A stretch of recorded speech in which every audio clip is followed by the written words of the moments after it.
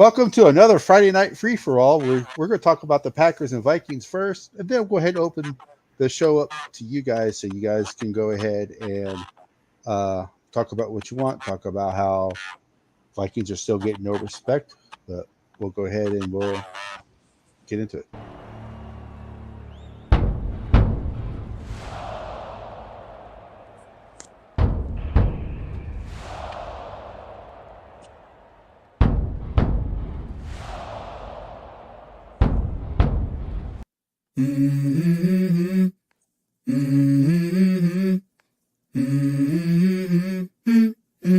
Let's go.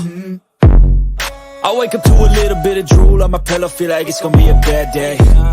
Yeah, I'm tired of shit, and the coffee ain't hit yet, damn, ain't that great. I don't wanna go to work, cause my boss is a jerk, and I'm not even that paid. I need a change in my life, cause I don't feel alive, and there's nothing that makes me happy. Hold my beer for a minute, I'm about to quit my job, cash in for a ticket. I'm going on a trip and I don't plan to visit. I'm gonna stay there till I feel like I'm winning, and this is just the beginning. I need a big change, help me feel like living. I need a big swing, home runs I'm hitting, and I'll never look back.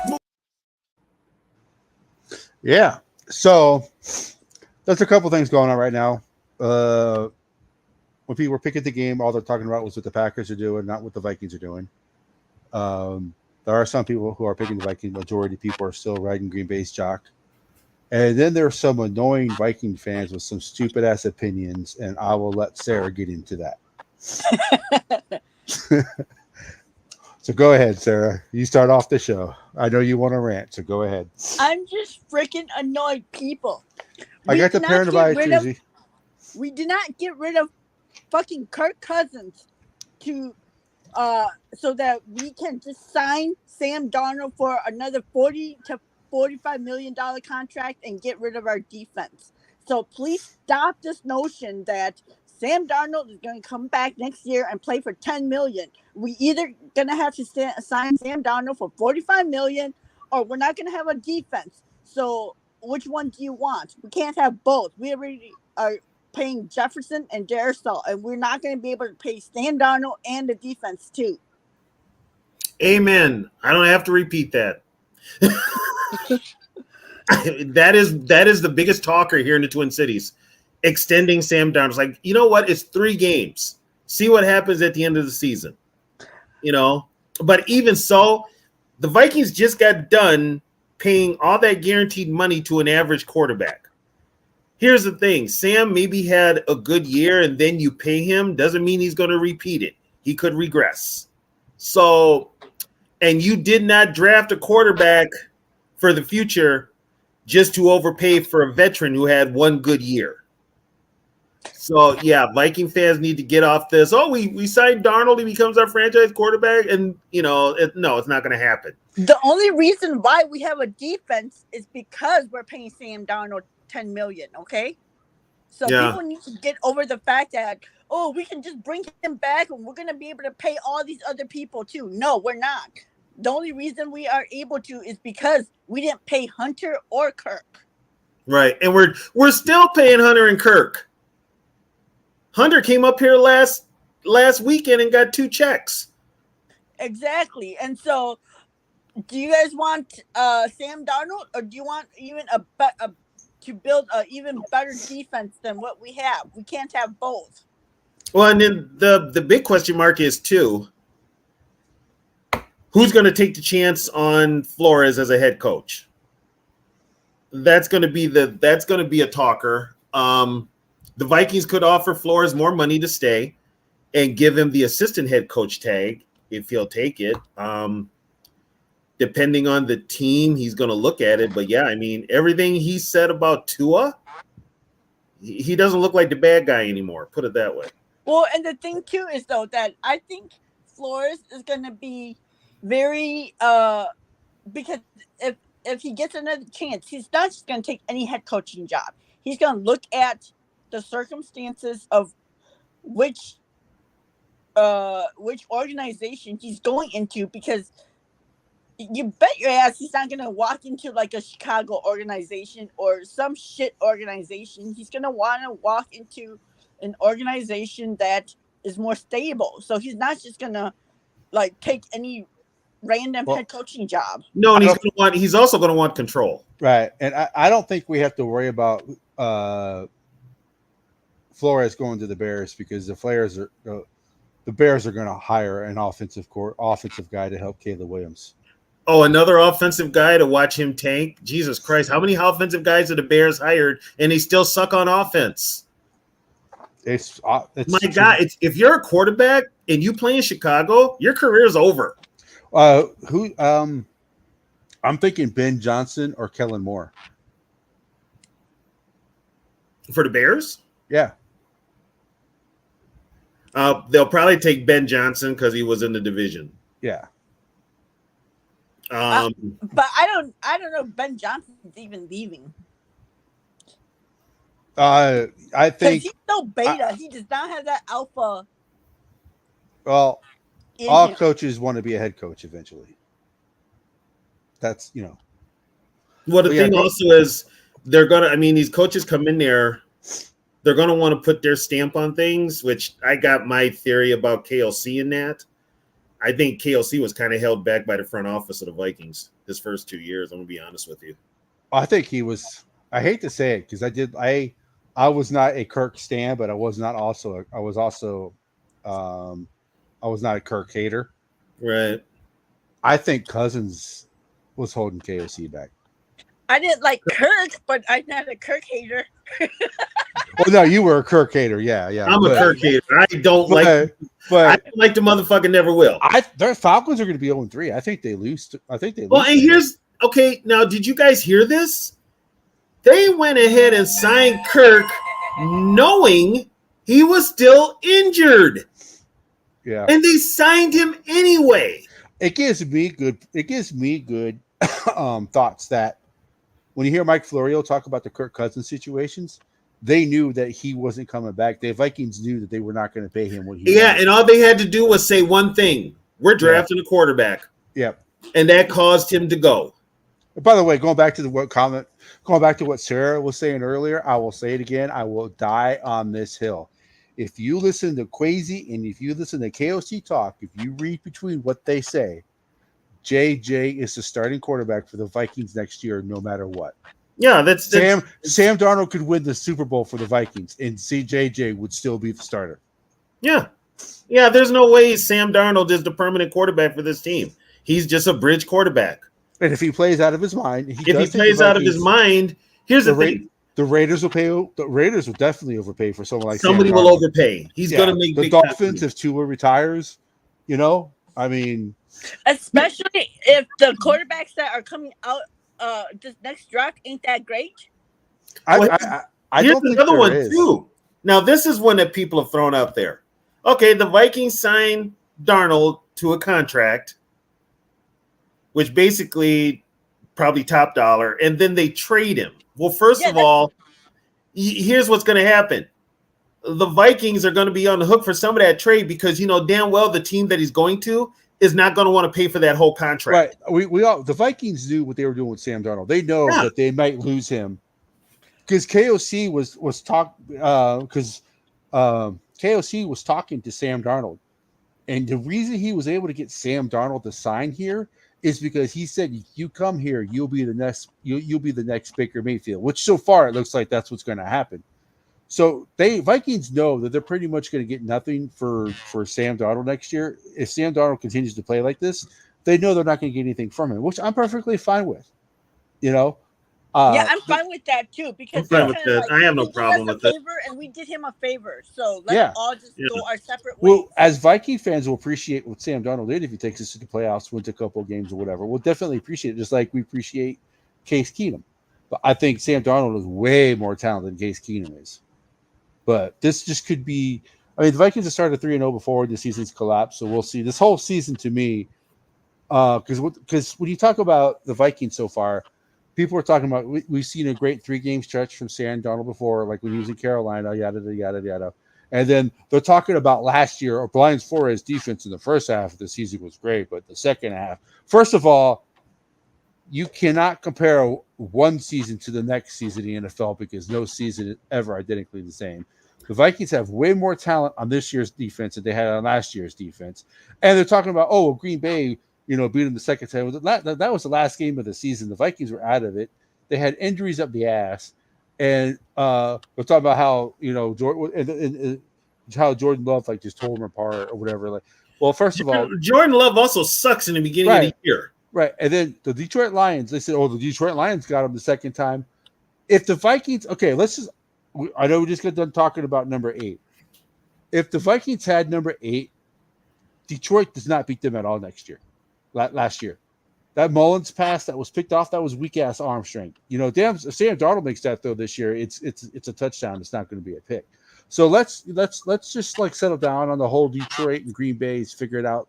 Brian Flores' defense, because it's not the same defense that he was running last year either. Well, by the time they played Jordan Love the second time around, Wanham was injured. Everybody was injured. Everybody was hurt. Hunter. Yeah, everybody but Munter was hurt. Yeah, so hold on. The Timberwolves just traded Cat. What? To where? To the Knicks. They traded him to the Knicks? Say what? Let me see. Well, it's Anthony Edwards' team. It doesn't surprise. To New York. He went to New York, it looks like. So I just wanted to see him win a championship with us because he's Karl-Anthony Towns gets traded to New York. Julius Randle and a first-round pick. My God, the T-Wolves fucking hosed Knicks on that trade. Julius Randle and Dante and a first-round pick. DiVincenzo. DiVincenzo and a first-round pick. Yeah, New York just got fleeced. I'm so glad we have a competent GM. And of course the fucking Twins lose again. Goddamn that fucking team. Yeah, you know what? Can we fire the ownership of that team? Please. Can we please fire the Twins ownership? Get the fuck out of here. You guys are useless. They're the cheapest. And they're Minnesota people. They're the fucking 7th richest owners in MLB. They're the 7th richest owner in MLB. They have more money than the Mets owner. Yeah, and he don't put it to the damn team at all. Because MLB don't have. They own Yum, the Yum brand. They own Pizza Hut. They own Circle. They own like KFC, Taco Bell, PepsiCo, and all that. Yum brands. Yeah, that's the Polacks. And MLB, they don't have a salary cap, right? Nope. No, they don't. They have a luxury tax. Taxes. Yeah, kind of explains why you don't get a lot of players, because if you're here 6 months out of the year, you got to pay taxes here. Our taxes are kind of high. I'm not a Timberwolves fan, so it doesn't really affect me. But I'm shocked that Cat is gone, though. It was going to happen sooner or later. It's Ant's team. Yeah, just like my team last year, they traded for DeJounte Murray. But that's definitely Trae Young's team. Rutgers has beaten Washington 20-10 too. Yeah, what was all that talk about trading Trae Young then? Just bullshit. Fucking Lakers fans and New York fans thinking they can have what other teams have. Pretty much. I'm so sick of the Lakers. My God. Fucking Laker fans talk about getting Trae Young to play with fucking LeBron James and shit. It's because he plays for the Hawks, and the Hawks are the NBA's version of the Vikings. Okay, you know what? If I'm LeBron, I need to lay low, because LeBron was associated with some people now that they're looking at big time. Hey, Sarah, does LeBron James look better in a maid's outfit than you do? What? I said, does LeBron James look better in a maid outfit than you do? Yeah. Because I'm lazy. I don't clean. Oh my God. Oh yeah. If I'm LeBron, I'm kind of staying out of limelight for a little bit till this kind of blows over. If it does, I'm sick of the Lakers. That's all I gotta say. I'm sick of the Lakers. I'm sick of the Lions. I'm so tired of all this dick riding on the Lions. Like, good lord. You know what? And especially national media, I'm just gonna say it. Stephen A can suck a purple dick because I'm so sick of them riding the fucking Lions and Packers every single fucking week. It's the same damn teams they're riding, and they're finding more and more excuses for Caleb Williams. It's like, why don't you just say the obvious one? He sucks. Bottom line. Might have an upset in college football. Rutgers? No, Virginia Tech's beating Miami. Oh. 34-31, 30 minutes, 5:30 to go. Damn. Yeah, it's the whole thing when you talk about, like this week, the Packers are favored. Even if Jordan Love's not playing, the Packers are still favored, which is like just blows my fucking mind. But I'm glad that that's the case, though. You know, because that's just good bulletin board material for our boys. Well, also okay.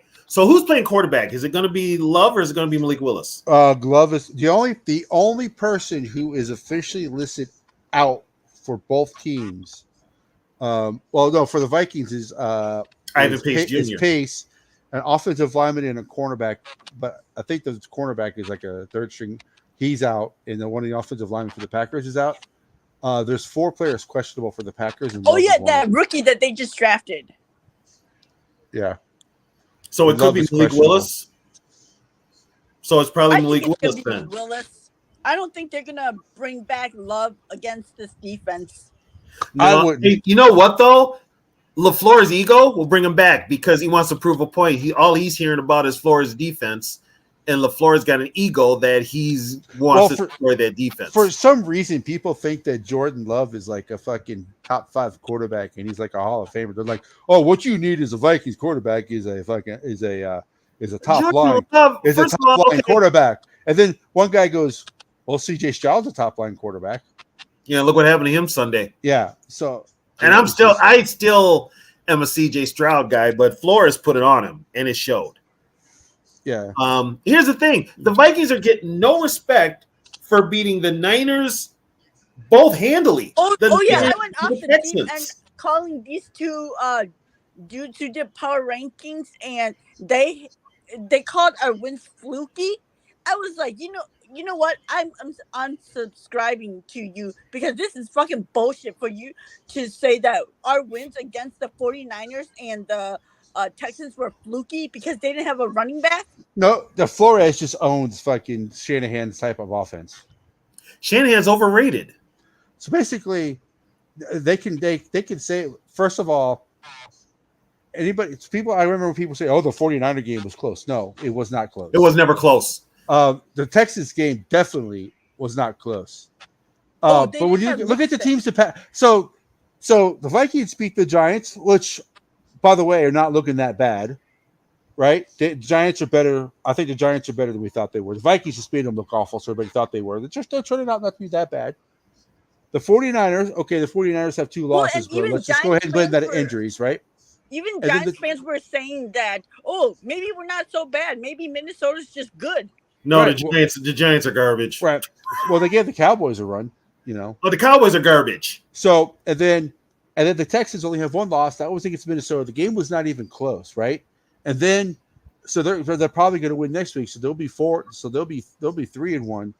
And the game was not even close. That Texan game was not even close. And people are like, well, Sam Darnold's going to turn into a pumpkin. Meanwhile, yes, the Packers have 2-1, but when you look at the team rankings, they lost to a good team, right? They played 2 shitty teams in the Colts and Titans, and people are acting like they're world beaters. And they barely beat the Colts. I don't understand why. Well, the Lions and the love affair, yes, like LaFleur is a good head coach. Yes, I understand that. But you're not running that offense out that they beat the Titans and Colts with. You're not running that offense out and beating a good team. You're not beating the Lions with that. You're not beating the 49ers with that offense. You're not beating the Cowboys. Not the Cowboys. You're not beating the Eagles with that offense. You're not beating the Cardinals with that offense. You're not beating Seattle with that offense. Any of the good teams, you're not beating Buffalo. You ain't beating Kansas. You ain't beating any of those teams with that offense. So I don't understand You beat two of the worst fucking teams in the league, but yet people are acting like they like if the Packers did if the Packers had the same schedule the Vikings had and they were undefeated, oh yeah, you could say something. But their schedule has been so weak so far. I just I mean, everybody had us going 1-5. Yeah. well, so now that we Sports Illustrated had us going 3-14, so we've already tied what they said we were going to do. Okay, you know what? Sports Illustrated ain't even a goddamn magazine. Wow, Cam Ward is still goddamn good. Holy shit! Oh my god, is that going to be a touchdown? Oh shit! Nobody's reading Sports Illustrated anyway. It's out of print. Yeah, this is swimsuit issue. That's it. That's all anybody cares about anymore. I stopped caring about Sports Illustrated after the 80s. I think if Sam Darnold was smart, he would go to be Matthew Stafford's backup, because Stafford's going to be retiring soon. He might get that job in LA. Yeah, Sam Darnold might go back to LA. Well, not back to LA, but under Sean McVay again. And McVay will look, and McVay kind of runs the same offense as KOC. Yeah. Yeah, I think that would be his best fit, where he'll be able to utilize all his skills, and he'll have McVay to lean on. I think even with all the injuries, the Rams win Sunday. I think they beat the Bears. Yeah, the Bears are not a good team. I do not understand this confidence for this team that has no fucking offense. And by the way, Sarah, everybody is ghosting me. By the way, everybody what? When it comes to the Bears, no one wants to face me because I was right about them. Me and you were the only two people I remember saying, "What the fuck is up with this shit? The Bears are not going to be better than us." Yeah, they're not. No, especially when you get rid of all the coaches, but you keep the main headache, and that's Eberflus. Eberflus is by far away the head worst head coach. Fixed, they were all like, "Oh, Shane Waldron fixed Gino." No, he didn't. It was Dave Canales that fixed and Pete Carroll. Yeah, and so now they're all like, "Oh, we need to fire Shane Waldron." First of all, why did you even hire Shane Waldron? They need to be asking that question. Especially when, because if like Seattle didn't want him back, don't you wonder why? Yeah. Yeah, it's Chicago right now and they want a new stadium. I just feel bad for anybody that ends up getting drafted by Chicago as a quarterback. Hopefully you can revive your career in 3-4 years when they trade you so that they can draft another one.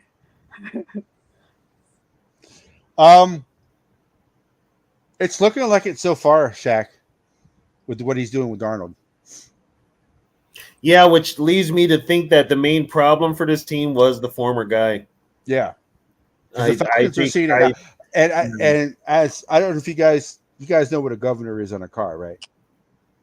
I think well, you know what a governor is on a car, right, Sarah? It keeps you from going to a certain speed on the car. Oh yeah. I think Kirk Cousins has that on his own, in his mind. Yeah. 100%. Sam Darnold has got the fuck it attitude. And that's what you need in a quarterback. Patrick Mahomes has got the fuck it attitude. Well, you got to remember when there were certain plays where KLC would have that look on his face, like, I can't believe he did that. Yeah. With Kirk, and that kind of told you everything you needed to know right there. We got lucky and won the 13 games a year the first year, but that was a lot of luck. Well, and don't you think it's ironic how now we don't have Kirk and we're 3-0, and Atlanta has Kirk and they're 1-2. We don't have Kirk, and the whole attitude of the team has changed. Yeah. The whole attitude. I'm just like, now when I got on KLC last year for being a wuss. He is nothing like that this year. Nothing at all. And that reminds me, Tony, I was going to bring this up for you. Remember how there was a report of him in Cleveland, how he was saying that they were being too physical in practice, yeah. Yeah, that turned out it wasn't even true. Well, you know what? Because he has said it before. He said it last year. No, So, yeah, it turned out. I'm thinking it's probably that Schwartz guy. He's an asshole. You yeah, talk about Jim. You talk about Jim Schwartz. Jim Yeah, Schwartz. yeah, because then I was reading the story up on it, and it turned out it wasn't even true. He didn't say Well, anything like that. When they got back to the hotel, he ripped the team for not being physical enough, and the next day when they showed up for the second day of practice, they were more physical. Yeah, and you know what? He's physical this year, even in his play calling. His play calling is aggressive this year. well, from what I understand, the practices are actually physical this year. Yeah, they're actually they're not. I mean, there's a Yeah, so competition. that whole story wasn't even true. I don't know where it came from, Touchdown, you. but I'm thinking Well, it probably because they probably put it out there because he has done that before. Matter of fact, he did it a couple of years ago when he first started. I think he did it last year too.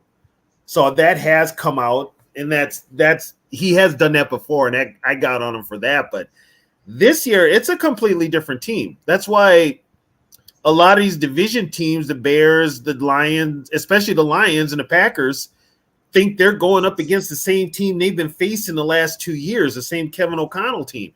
This is a different team. This team is a lot more physical. This team will hit you in the mouth. First play. Well, just look at the way they play San Fran and Texans. They punched them, and they just kept punching them all Yeah. the way until the time ran out. And I'm going to be honest with you, the only team that's probably as physical as the Vikings will be this year might be the Lions, but that physicality will probably work against them because they're not going to play smart football. You know? Yes, someone did a ranking of the coaches, and they had I'm having a brain fart right now. They had KOC and Brian Flores were second. I Behind can't Reed remember and who. Magnolia. Yeah. Oh, it's Reed and Spagnolia, what, number one? Yeah. Which I don't disagree with that. You know, And they got the rings to prove it. That's the only reason they're 1 and 2. That's the only reason they're number well, one. Andy Reid has always been a great head coach. I mean, look what he did with the Eagles. You know, Yeah. I think he just didn't have the quarterback to get a job done like he does now. Well, and I mean, if everything continues the way it is, and the Vikings have a good year, KOC's the front runner to win Coach of the Year. Well, Yeah. right now they said if KOC is not the coach of the year and Brian Flores isn't the defensive coach of the year, then there's something wrong. I think what the Vikings do at the end of the year, maybe even before the end of the year, you give Flores a extension of some sort, bump and raise, and you give him the assistant head coach tag. You take it off of Pettin. Well, is Pet in DC next year if Flores leaves? No. He should have been the DC after Donatello, and he didn't take it. I don't even know what the hell he's doing on the team. I think he's KOC's friend. Oh, it's because he gave. I think KOC's just paying him back because he gave KOC his first coaching job when they were in Cleveland. By the way, can we please thank the cooler heads prevailing when it came to our head coach? We got because there was people in the organization who liked Hackett. Oh yeah. Yeah, they loved Hackett, and they sabotaged the Harbaugh deal. So, they got KOC. I think they wanted KOC at the beginning to be kind of a puppet. And I swear to God, they were in his ear telling him, do this, do that. I mean, there's no way, there's nothing that gave you the idea that Alexander Madison was a number one running back. Nothing. Yeah. And so. Well, doesn't it seem like he kind of let them have their way the first 2 years to kind of prove whatever, and then now that all those guys are gone, he's finally free to run his team the way he wants. Well, I also think they wanted to finish the last 2 years of Kirk's contract. Yeah. And that was a big thing. And then when Kirk got hurt, guess what? You had an out now. But if you notice with the Wilfs, they left that decision entirely up to Kwesi. Yeah, this is definitely Well, and KOC and Quasi's that's team why now. people were like, "No, KOC wanted Kirk back." I'm like, "Well, of course she's gonna say that in public because I mean, Well, I think the reason KOC in my mind wanted Kirk back was if you look at the free agent quarterbacks, there really wasn't any good ones, and coming out of the draft, there really wasn't any good ones. So just like when the Vikings signed Kirk Cousins to free agency, he was the best quarterback available. So I think that's what KOC was. well, going after. I mean, I think they wanted Kirk back, but they weren't. Well, they didn't want him back him at his that salary. price point, and they knew that if they offered him something less and say they're going to draft a quarterback anyways, he wouldn't take But it. here's they window dressed it, you know. But here's the thing, and this is what these idiot Kirk stands don't seem to realize. Now I want you to friggin' defend your fucking quarterback after this, you fucks.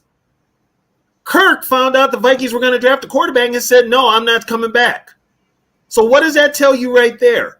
And what did Kirk do the first time the fucking Falcons drafted a quarterback? He bitched and moaned. Kirk is not a team player. He's not. Bottom line, he's not a team player. He may not even be starting if they lose Sunday. Yeah, and Trisha would be happy with that. Oh yeah, that game against the Chiefs, that 4th and goal, I was like, yep. He's still, here's the thing. That's the Kirk we all know and love. Kirk is still hurt. Oh, it was 4th and inches. Hurt. It was 4th and inches. I was just like, yep.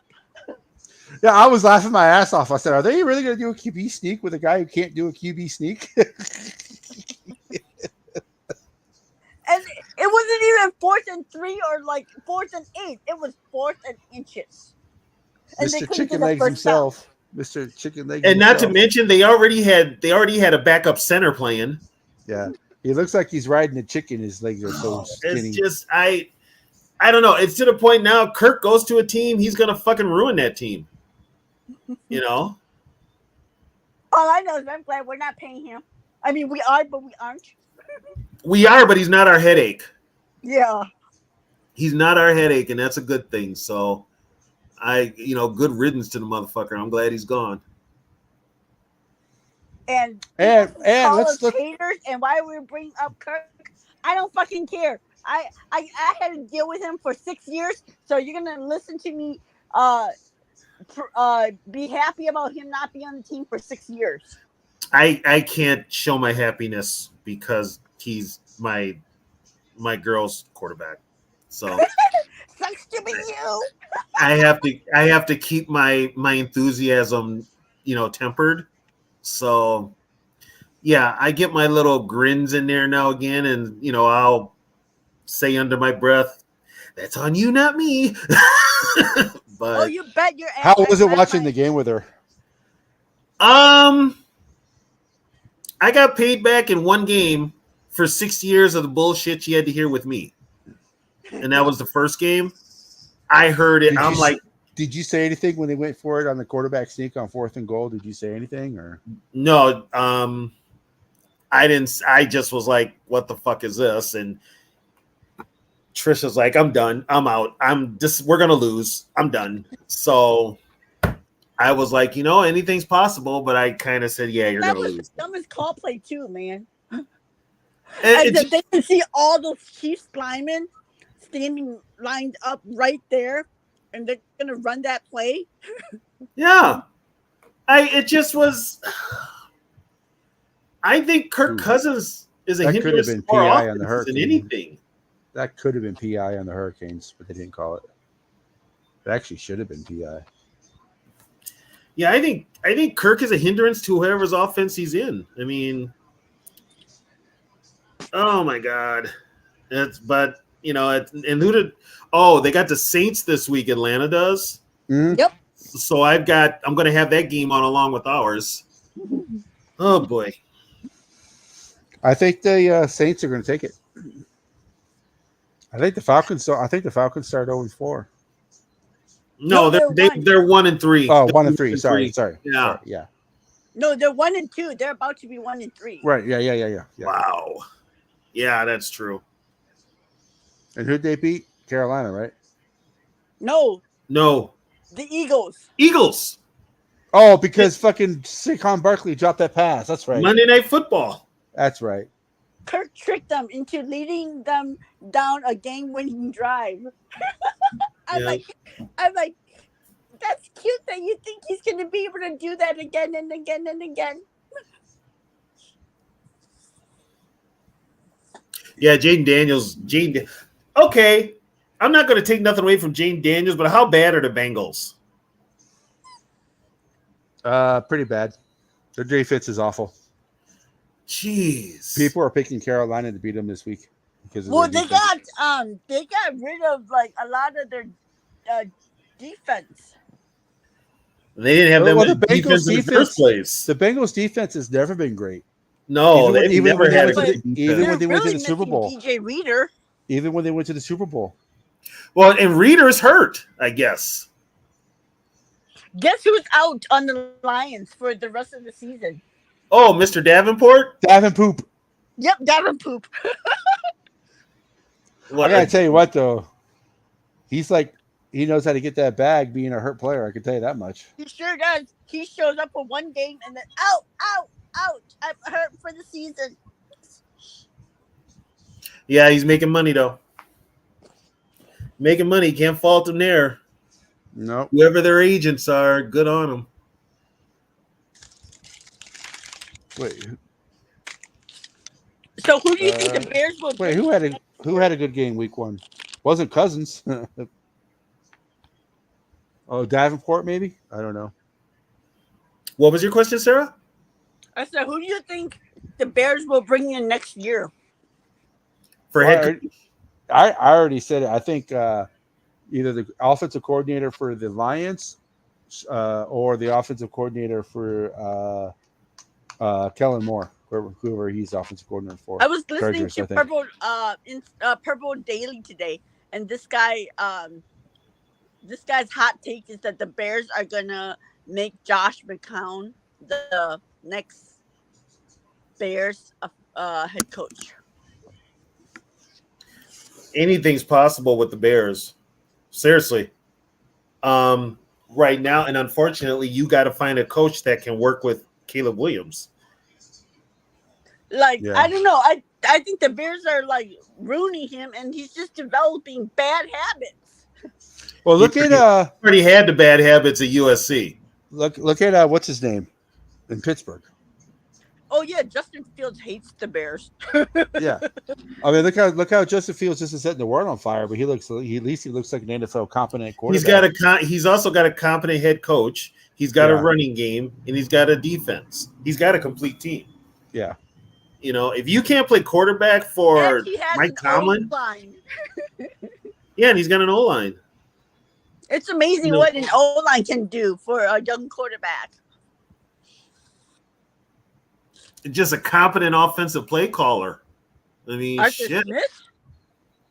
Did he catch that? Did Virginia Tech just win on a Hail Mary? Well, Smith is getting a lot of accolades in Pittsburgh. A lot of accolades. Don't celebrate yet, Miami. Well, I think some Hey, you should put it on ESPN, Tony. Watch the end of the Virginia Tech Miami game. Hold on. Some coaches are just. I don't know, Shaq. The Virginia Tech player had it. If he comes down with it and his Miami player rips it away from him at the end, that's not an interception. Remember, Ty goes to the offense. Yeah, Ty goes to the offense. Hold on.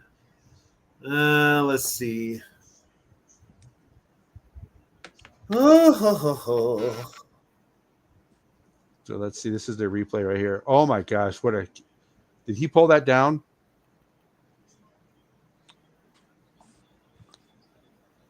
That's a touchdown if he came down in the end zone. That's a touchdown. I got it right here. Yeah, that's a touchdown if he came down with it in the end zone. Okay, I'm looking at the replay right now. You know what? Possession goes to the offense. Yeah. The ball is in his hands. It does not hit the ground. Touchdown, Virginia Tech. And then Miami player takes it from him. That's a touchdown. Touchdown, Virginia Tech. Yep, touchdown, Virginia Tech. See when the ball pops out right there? That doesn't matter because it's in the end zone. Right. Plus, he's down. If they got rid of Catch, who's going to take Cat's role to help score? Is it Gobert? Gobert cannot put up the touchdown. They called it a touchdown. Cat can. Rolling on the field, a touchdown. Cat's a pure score. I don't know. Maybe this kid. Maybe they'll draft somebody. Rolling on the field, a touchdown. It is a touchdown. Wow. Yeah, it is a touchdown. Look, Doug Flutie 2.0. And it happened in Miami. Yeah. Yeah, it happened to Miami. Because remember, his ass came down in bounds. That Yep. counts as 2 feet or a foot in college. Wow. Yeah. This is like going to be the biggest call because this affects playoffs, everything. Guys, Miami, you cannot let that happen.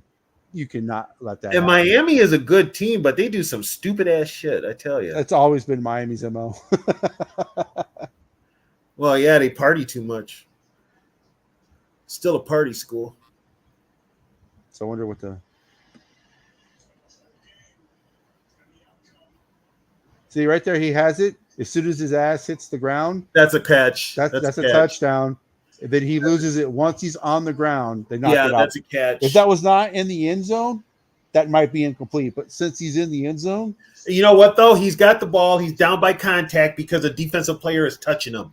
That's Yeah. a dead ball. ESPN, Mom. That is a dead ball. So guess what? It's a catch. It's a catch. Yep. It's Is a it catch. ESPN 1 or 2 that you have One. on? Yeah, it's still ESPN, Mom. It Yeah, should be. regular ESPN. It should be on your ESPN. It's Miami. It's your local team.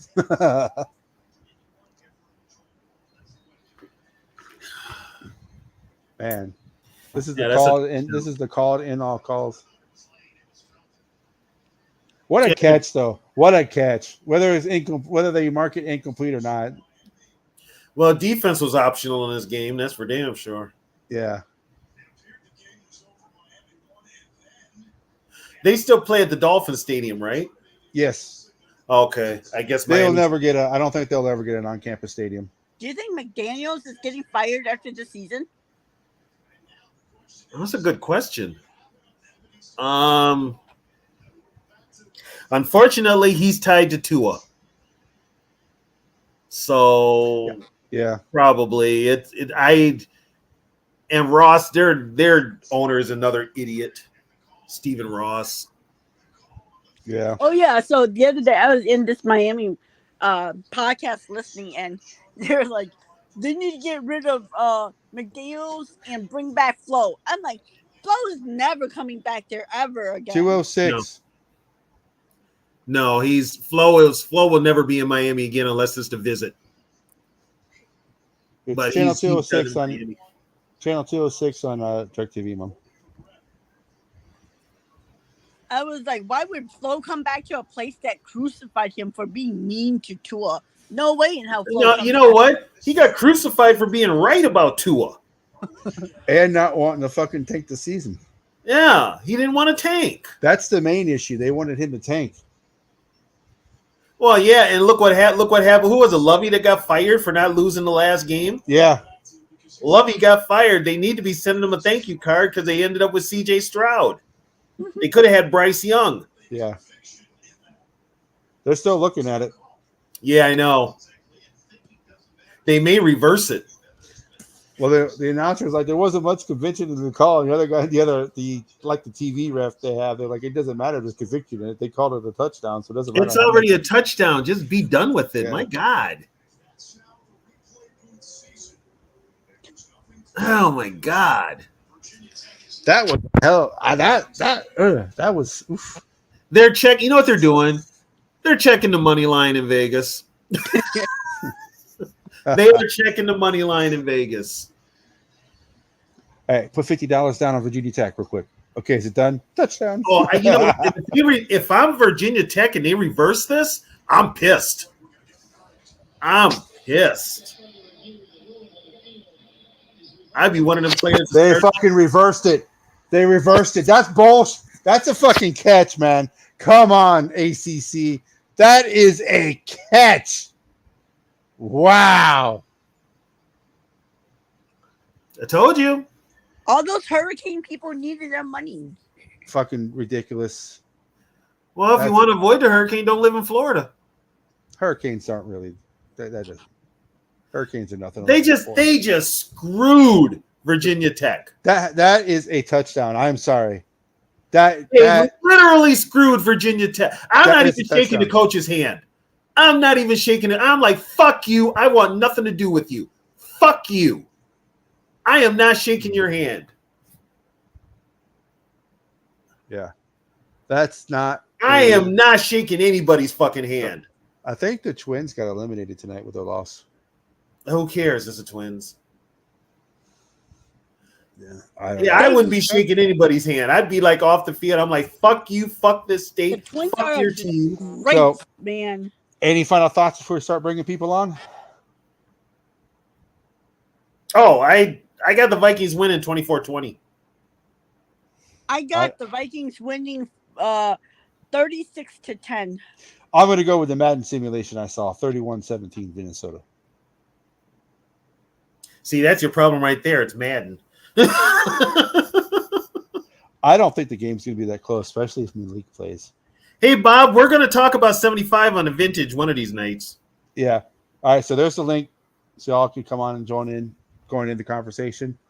So the show's open up to any topic you guys want to talk about. If you want to come on and give your prediction for the game, you want to come on and talk about whatever. What a screw job. Yep. God. What a screw job. Yep. You cannot overturn that. You cannot overturn that. That was just bad. That was just bad. I wouldn't be out there shaking nobody's hand. I'd be walked off the field threatening to start a riot.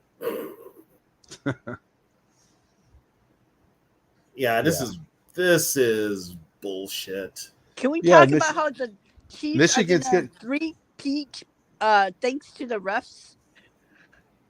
Who's that? I don't think all the calls against the Chiefs are as egregious as everybody says they are.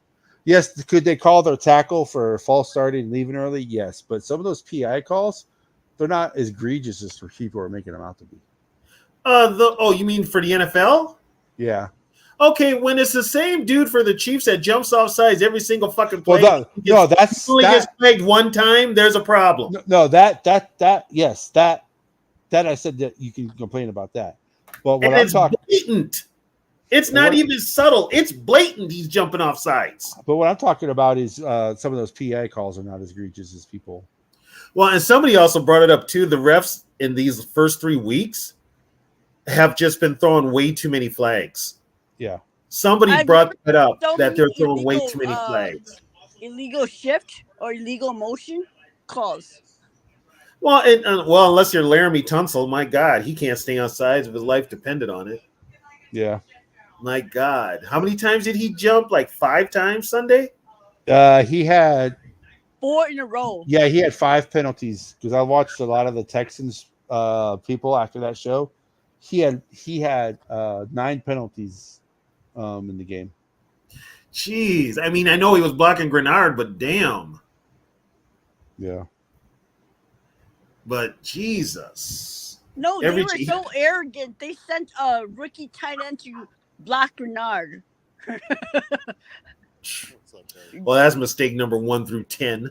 Yeah, they fucked around and found out. What's going on, guys? Hey. So Purple and Gold and I did a show the other day. Oh, okay. So what's up? He's Canadian, so one of the Canadian Viking fans. We have a lot of those. Oh, just settling down after work, enjoying the conversations. You guys. You're in Canada. Did the CFL start their playoffs yet? I'm not sure. I don't follow the CFL because to me, I'd rather watch like high school American football games because they're just way better. I just don't like the CFL. So CFL takes a lot to get used to because they got different rules. yeah, those bigger end zones and the forward motion just confuses me. And I'm like relatively new to football. It's only been since like 08, 09 that I got into football. Oh God, yeah, you're just getting into it. Yeah, and then you watch Canada. Whatever you learned with American football goes straight out the window with Canadian football. Yeah, exactly. When I try to transition, we got a Canadian football. Let me see what that's about. And I'm like, what is going on? Well, here's the biggest one. How did they get a point? Well, yeah, rouge. You can score 1 point, and there's just so many weird rules that I'm just like, What's it called? A rouge? Sense to me. Yeah, I think the 1 point is if it's a touchback. If you don't get to play out of the end zone, it's a point for the other team. Yeah, it's weird. It's like I saw one score. Somebody got beat 35-1. I'm like, wait, how did they get to 1? Is that when they kick a field goal, they miss it, and the guy catches it? Is that how that works, or what? Yeah, that's yeah. And they like do like a touchback in the end zone or something like that. Yeah, off of that's 1 point or something like that. Yeah, it's a weird situation, but it never really happens. But yeah, it's like something stupid like that. And I lived in Calgary for a while too, like, so the Stampeders are pretty popular there. Yeah, so I used to get a lot of flack from people for not caring about the CFL or even wanting to go to a game. I was like, it's just, I would literally rather do anything. I'd rather watch a Packers game from the beginning to end, like, than go to a CFL game. Yeah, me having to sit through a Packer game is bad enough. I got to watch them this weekend. So I know, right? At least we get to destroy them and put that freaking hype train to bed. Because, like, seriously, it makes zero sense to me why people are hyping them up as much as they are. It's because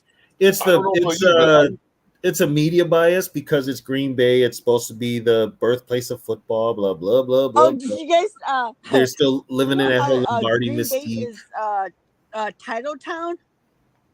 Who's Title Town? Green Bay likes to pretend they are. Yeah, they've always been called Title Town. Yeah, and so somebody was saying the lights went out on Title Town, so it reads Tits Town.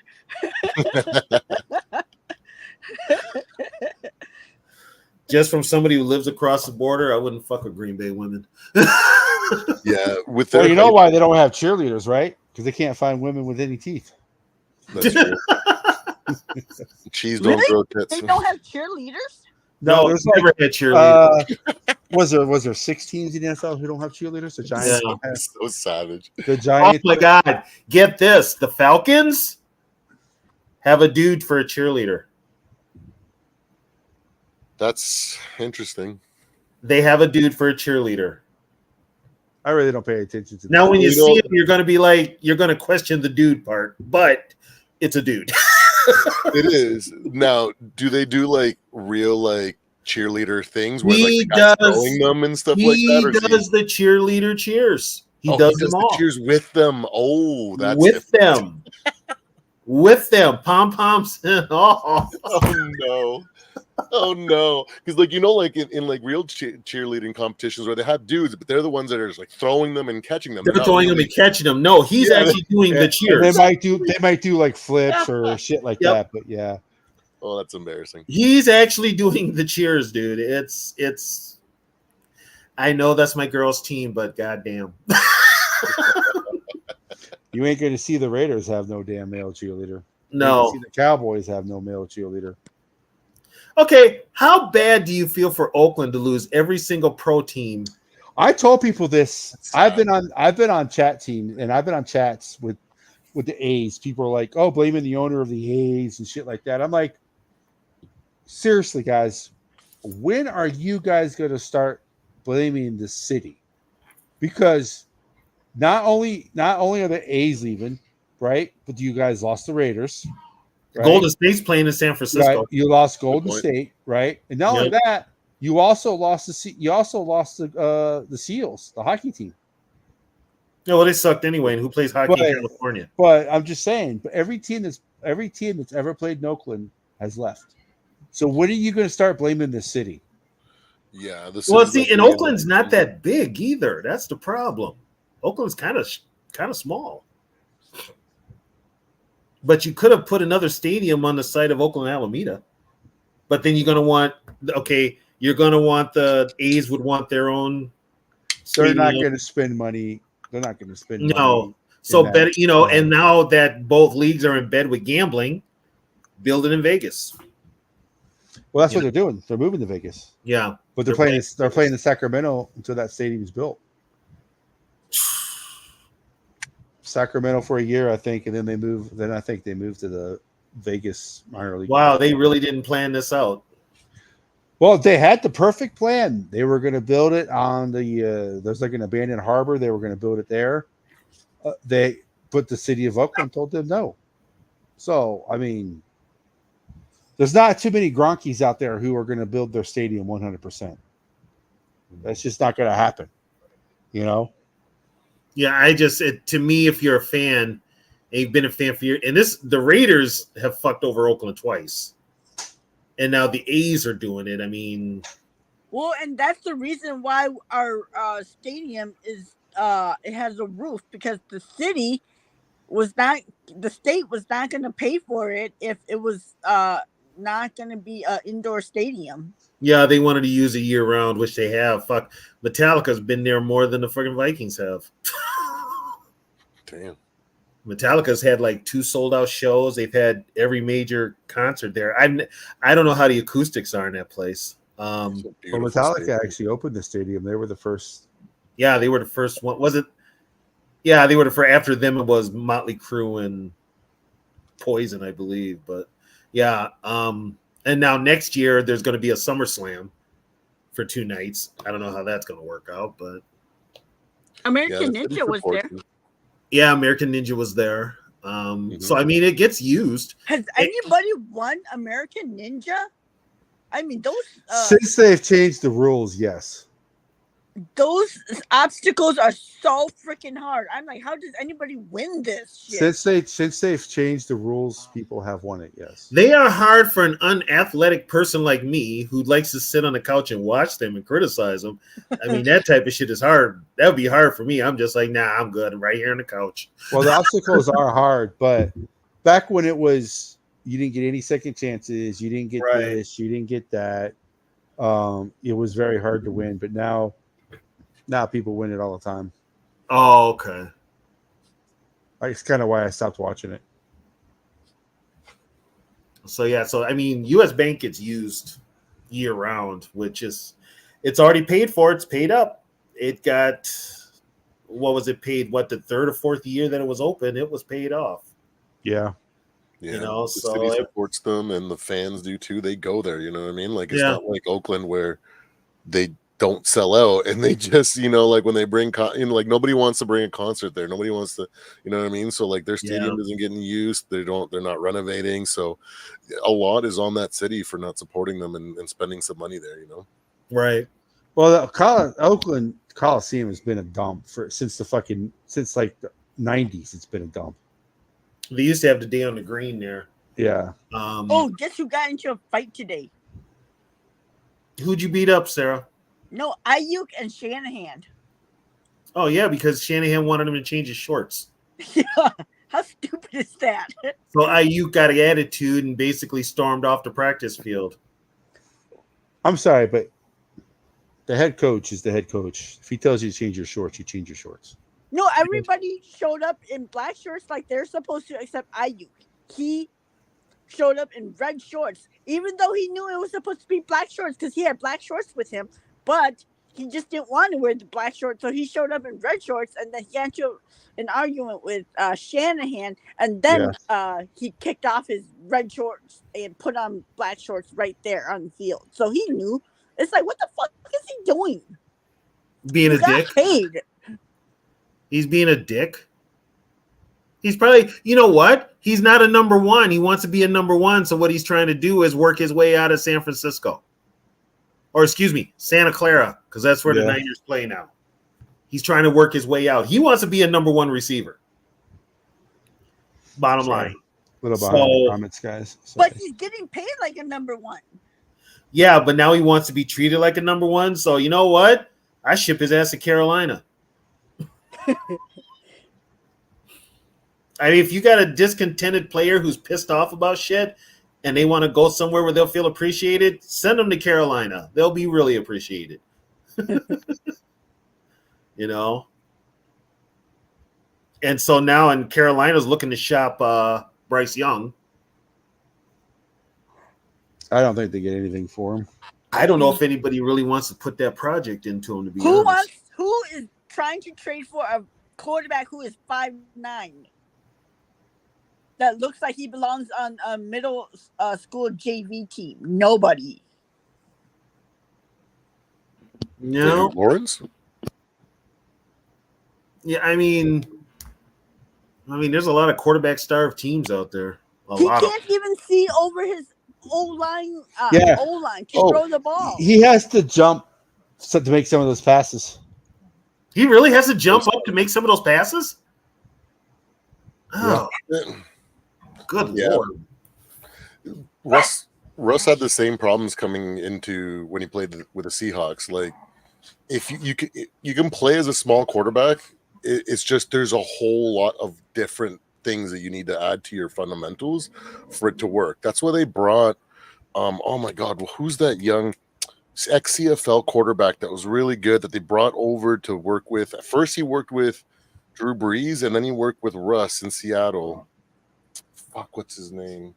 You guys know that freaking quarterback from the CFL? Played for the Bills maybe too? Oh, Flutie? Flutie, yeah, Doug Flutie, yeah, because he worked with Drew Brees before, and then he took off, right, and then he worked with Russ, right. So like, there's a lot of shit you need to learn to be that a small. And Bryce is not put up to, is not being set up for success, and it seems like he is like completely like uncoached out there. He seems lost. He seems like nobody's like week to week is working with them. Like it's so strange to me. I don't know about you guys. Well, Carolina is a dumpster Well, fire.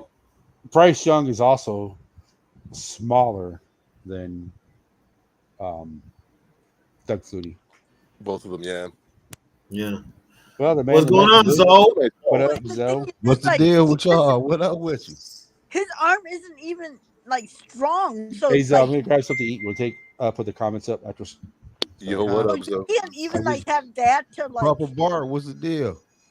go off of, you know? Well, and the problem with Carolina is very simple. It starts at the top, and it's Tepper, the owner. He's the problem. He's the one that wanted Bryce Young. The other people wanted CJ Stroud. CJ, yeah. George, what's the deal? Yeah, they wanted CJ Stroud. So, but the owner got what he wanted, and the owner's an idiot. So that's what happens when you get incompetent people in charge of friggin' pro teams. Yep. That's what happens. That's what happens when Dan Snyder is out. Now you're competing against yourself to be the worst owner. Mama Cash. Well, he got competition because Tepper is a bad one. Ross is not that great. Well, but now that Snyder's out, it would be Tepper that's like the worst. Tepper's the worst because Tepper's running around there beating newspaper guys. He's getting in fights in the press box. He's like totally unhinged, getting drunk and having fights in the press box. So, I mean, it's like it's nice. I don't have to hear that shit from the Viking ownership, but when you hear from another team, it's like these are some dysfunctional motherfuckers. Yo, what do you guys think? Who would fit better as a reclamation project in Miami? Trevor Lawrence or Bryce Young? Bryce Young, he cheaper. Young would be cheaper. Trevor Lawrence, I think, is who he is. He got lucky in college, and then when the competition got turned up, he looked average and below average. Trevor Lawrence looked bad, man. Yeah, And he they gave just all that money. Well, if Tua retires, I think Darnold's your starting quarterback for the Dolphins next year. No, I got Darnold out west with the Rams. Y'all tripping, man. That's a I got good spot Darnold. too. Yeah, those are two good spots, I think. I got Darnold going back to San Francisco, man. You know, That that's would be a possibility too. He's going west, put it that way. So it's either gonna be the he'll go with whoever, because KLC runs the same offense as He's gonna go to somewhere who Uh, wants that as McVay. Shanahan. He'll go. Shanahan and McVay coaching tree. Yep. Yep. So he's also worked with Shanahan. So he's possibly going whoever pays him more. They might get a bidding war for him. I think he going back to San Fran. I don't think they're gonna pay Brock. You imagine if they moved on from Brock and went back to Sam and he did better. You know how much shit for the last how many years? Oh, 3 or 4 years. You know how much shit they'd get? And that would be on Lynch. Yeah, That would be on John Lynch. I think Brock Purdy about to start going downwards. Well, if that's the case, you know, if the 49ers don't take Purdy, Purdy could end up in Miami. Yeah, but Purdy is what he is. He ain't no damn threat for real. Right. And Yeah. the Dolphins are going to have to really think. They're going to have to talk to Tua. Tua's going to have to retire. He is. Which, Like I said, the NFL is not gonna let Tua come back and One more concussion there. He's a vegetable, man. yeah. and die on national TV on their brand. Man, shout out to George with the Oh, super shout out chat. to George. George. Y'all acting Thank you, bad. George. Super chat. Yeah, I mean, well, okay. So it's a good question Thank you, for Miami. George. That's a really good question for Miami because and McMichael's tied to Tua, unfortunately, which does him no favors. Well, McMichael has already said that he cares more about Tua itself. So if Tua has to retire, he has to retire. Yeah. Yeah. I just think it. You know what though? This is where Tua should have kept his mouth shut instead of talking all that shit about Flores. Because look at him. I was gonna say that, but I didn't want to be the person to say that. But I was like, karma. I'll say it. He should have kept his mouth shut. Mm-hmm. He should have kept his mouth shut. The only thing he did, besides making himself look like he had bad feelings, then he gets hurt and makes Brian Flores look like the smart one in the room. Yeah, all these Dolphins are like, Flo was right. We're so dumb. Why did we choose Tua over Flores?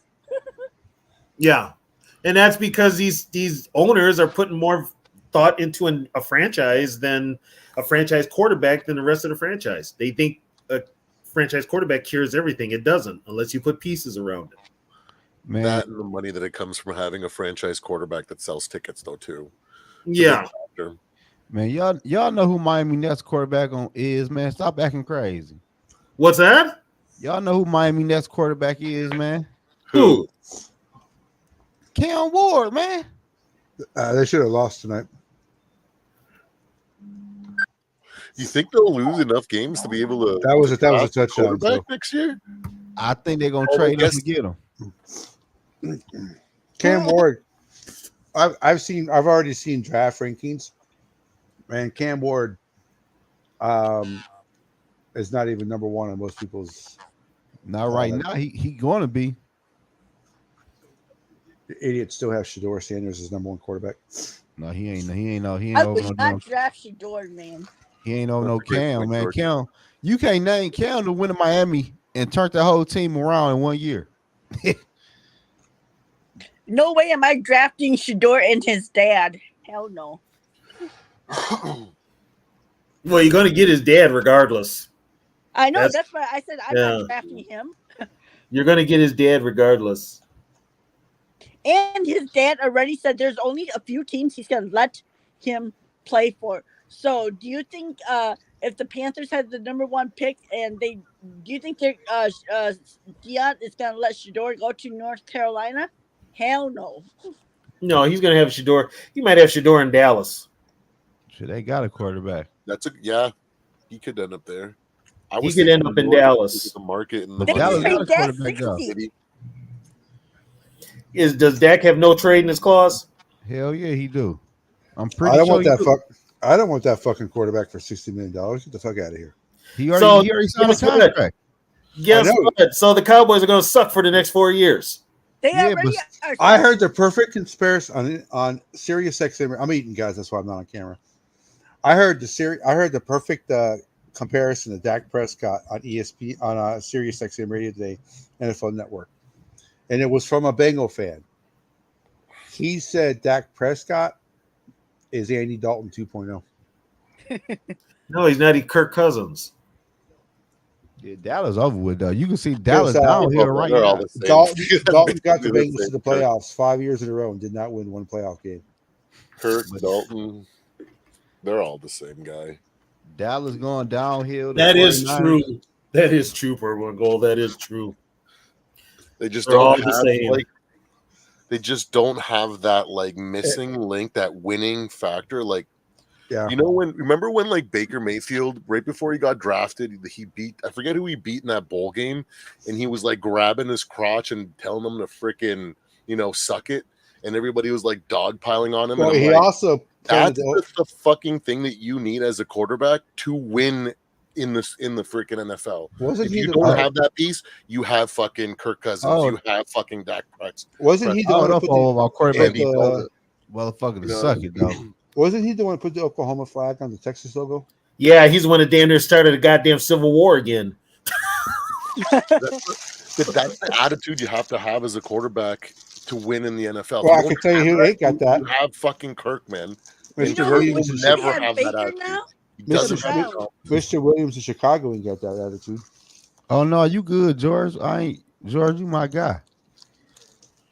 Caleb don't have that attitude. Caleb is right now, just in the few games he's played, he's sulking on the sidelines already. He's not even involved in the game. If it doesn't go his way, he just sulks. You can't do that. You know. I'm so glad we have JJ. Yeah. JJ's fucking solid, man. He's so good. Like, I think in my division preview, I said that I was like, when by the time the Vikings play the Bears, I've said that that'd be the game that he runs to the sidelines and cries in his mom's fucking lap. Because he's just soft, man. Like, he's fucking soft. Caleb Williams, I don't know what he doesn't, he's got all the arm talent in the world, but like just doesn't have that it And factor. here's another thing A Yeah, hard too. what's the time deal? with the Texans. Wait until he plays us. And here's the thing Cole is too. gonna, go after him. I said this, and this is a different team this year. This Viking team is physical. They're hitting folks in the mouth. I mean, they're literally lining up and hitting folks. They ain't soft like they've been the last 2 years. These guys are actually being physical. So if these NFC North teams think it's going to be like a not physical game against the Vikings, they're in for a rude awakening. What up, Too Evil? Nice meeting you at Skullfest, buddy. Appreciate Yep, it, man. they punched No, the hey, Texans, conversation. and the Texans were so shocked they didn't know what to do back. Hey, Tony, did Too Evil look like anything like you thought he would when you saw him? You know what? I really didn't picture him. Yeah, I didn't either. I had no idea. Yeah, I didn't picture. I was just kind of like, oh, okay, there he is. Nicest guy ever, man. It's amazing how nice you are in person, man. Did He he? was on Did T-Bad's Too ass Evil hit yesterday. you guys up about how glad he is that Kirk isn't here anymore? I'm Hey, glad he's. I don't miss Hey, it. Son of a hey, bitch Too at all. Evil. I got a question for you. The Vikings are going to need a backup quarterback next year. Do they sign Wentz? Hell no. You keep That's him evil, far away Catch. from your team. That's evil, Catch. Don't put that in the world. So we go from one ginger to another. If Too Evil had his way, he would trade JJ McCarthy for Wentz. Yeah. He would, just to get under our skin. Man, AJ's the future, though, man. Like, we got like all the fucking the building blocks to a dynasty, man. Like, I don't want Mullins as the backup. I for want JJ. more fucking controversy. It's kind of bad in a like I want more controversy around B-Flow so that he can't get a job anywhere else and he's just with us. And maybe we'll get like a decade of like KOC and B-Flow. That'd be fucking amazing. Well, here's the thing. He can have that. Somebody is going to be desperate enough to take a chance. Yeah. He's so good, man. You know how the Ravens for the last few years have been catching, like, if you've never played the Ravens before, they'll catch you off guard, and before you know it, they're up 3 scores. Like, remember the game against the Lions last year? The first time they had faced them. And if they don't beat you with that gimmick, like the first time you see they catch you off guard. And B-Flow is the same way with his defense, right? The first time you see that defense, it catches you completely off guard and you have no idea what to do.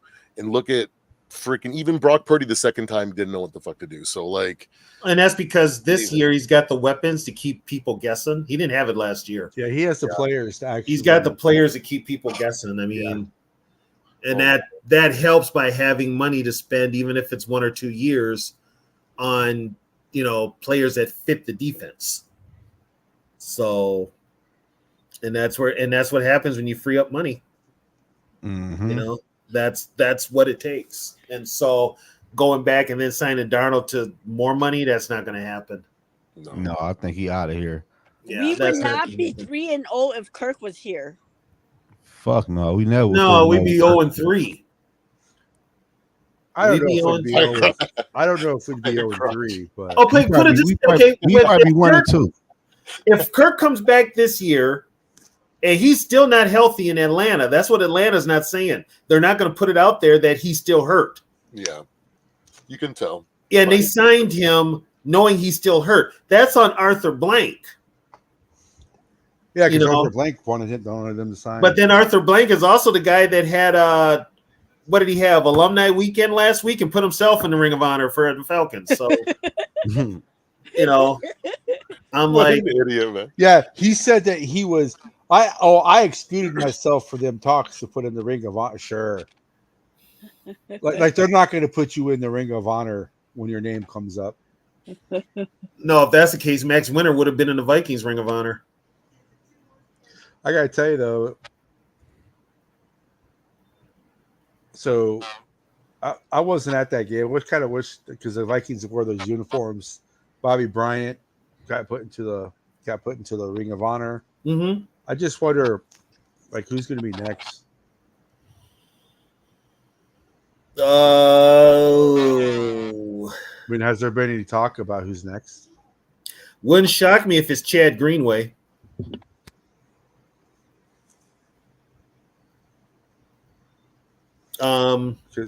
Really, for all the old guys, most of the old guys are gone. So, I mean, I think you put Ed White in there. Is Antoine Winfield in there? No, Antoine's not in there either. So he might be the next. Yeah. They may. I wonder. Like if the Bucks play in Minnesota, like they'll do it then that way his son could be there. Who? Antoine Winfield. That's if the Bucks play in Minnesota. Right. Like, would they wait for that, or would they wait for like a Buccaneers bye week or something like that? No, they got lucky with Steve Jordan and Cam. The week they did it, it just happened to be a bye week, so Cam was there for Steve Jordan's. That's what I'm saying. It's like, could they do the same thing for? Wasn't Cam Jordan the one that was saying all that shit about Kirk? Everybody was talking about Kirk. Hell, Kirk's own teammates were talking about him. Everson Griffin called him ass. Just saying. He didn't lie. Shit. Yeah, no, everybody, Kirk, the talk about Kirk in the NFL was he's just an average quarterback. He's ass. The only team that put Kirk on that pedestal was Minnesota. Jettas looks way more happier with Sam Darnold, though. It's a different attitude with this team this year. Yeah. It's a different attitude. Well, Justin Jefferson's also caught a touchdown pass in every game so far. Yeah. So is Jordan Naylor, too, isn't it? Yeah, Naylor has, too. No, I don't think the first game he caught a touchdown. No, Jalen Naylor has had a touchdown in every game. Did he have one in the Giants game? I thought that was. Yeah, he did. He had one in the Giant game. Addison's playing Sunday, by the way. Yeah, Addison's playing. Addison is playing. So, don't know if Jair Alexander is going to play. I just kind of find it a coincidence that all of a sudden he can't play after he talked all that shit. And these Packer fans. I'm sorry. Stop saying that Jareer Alexander covered J.J. Jefferson single coverage that whole fucking game. He did not cover Justin Jefferson one-on-one. There was like 3 or 4 plays where he covered Justin Jefferson one-on-one. You know Nate He did not. Tice? He did not cover Justin Jefferson one-on-one that whole fucking game. No. You Yeah, know over the Nate top Tice? Yeah, Mike He- Tyson's son. Yeah, no, you know how he's with the Athletic or the third. He's like one with those affiliates. Yeah. So he did a breakdown of that game, and he even said that Jair never went one-on-one with JJ for that whole game. It was always with safety help. Yeah, the safety Yeah. was always shading to Alexander's side. Yep. Because even Justin Jefferson says, "When I'm double covered, I'm open."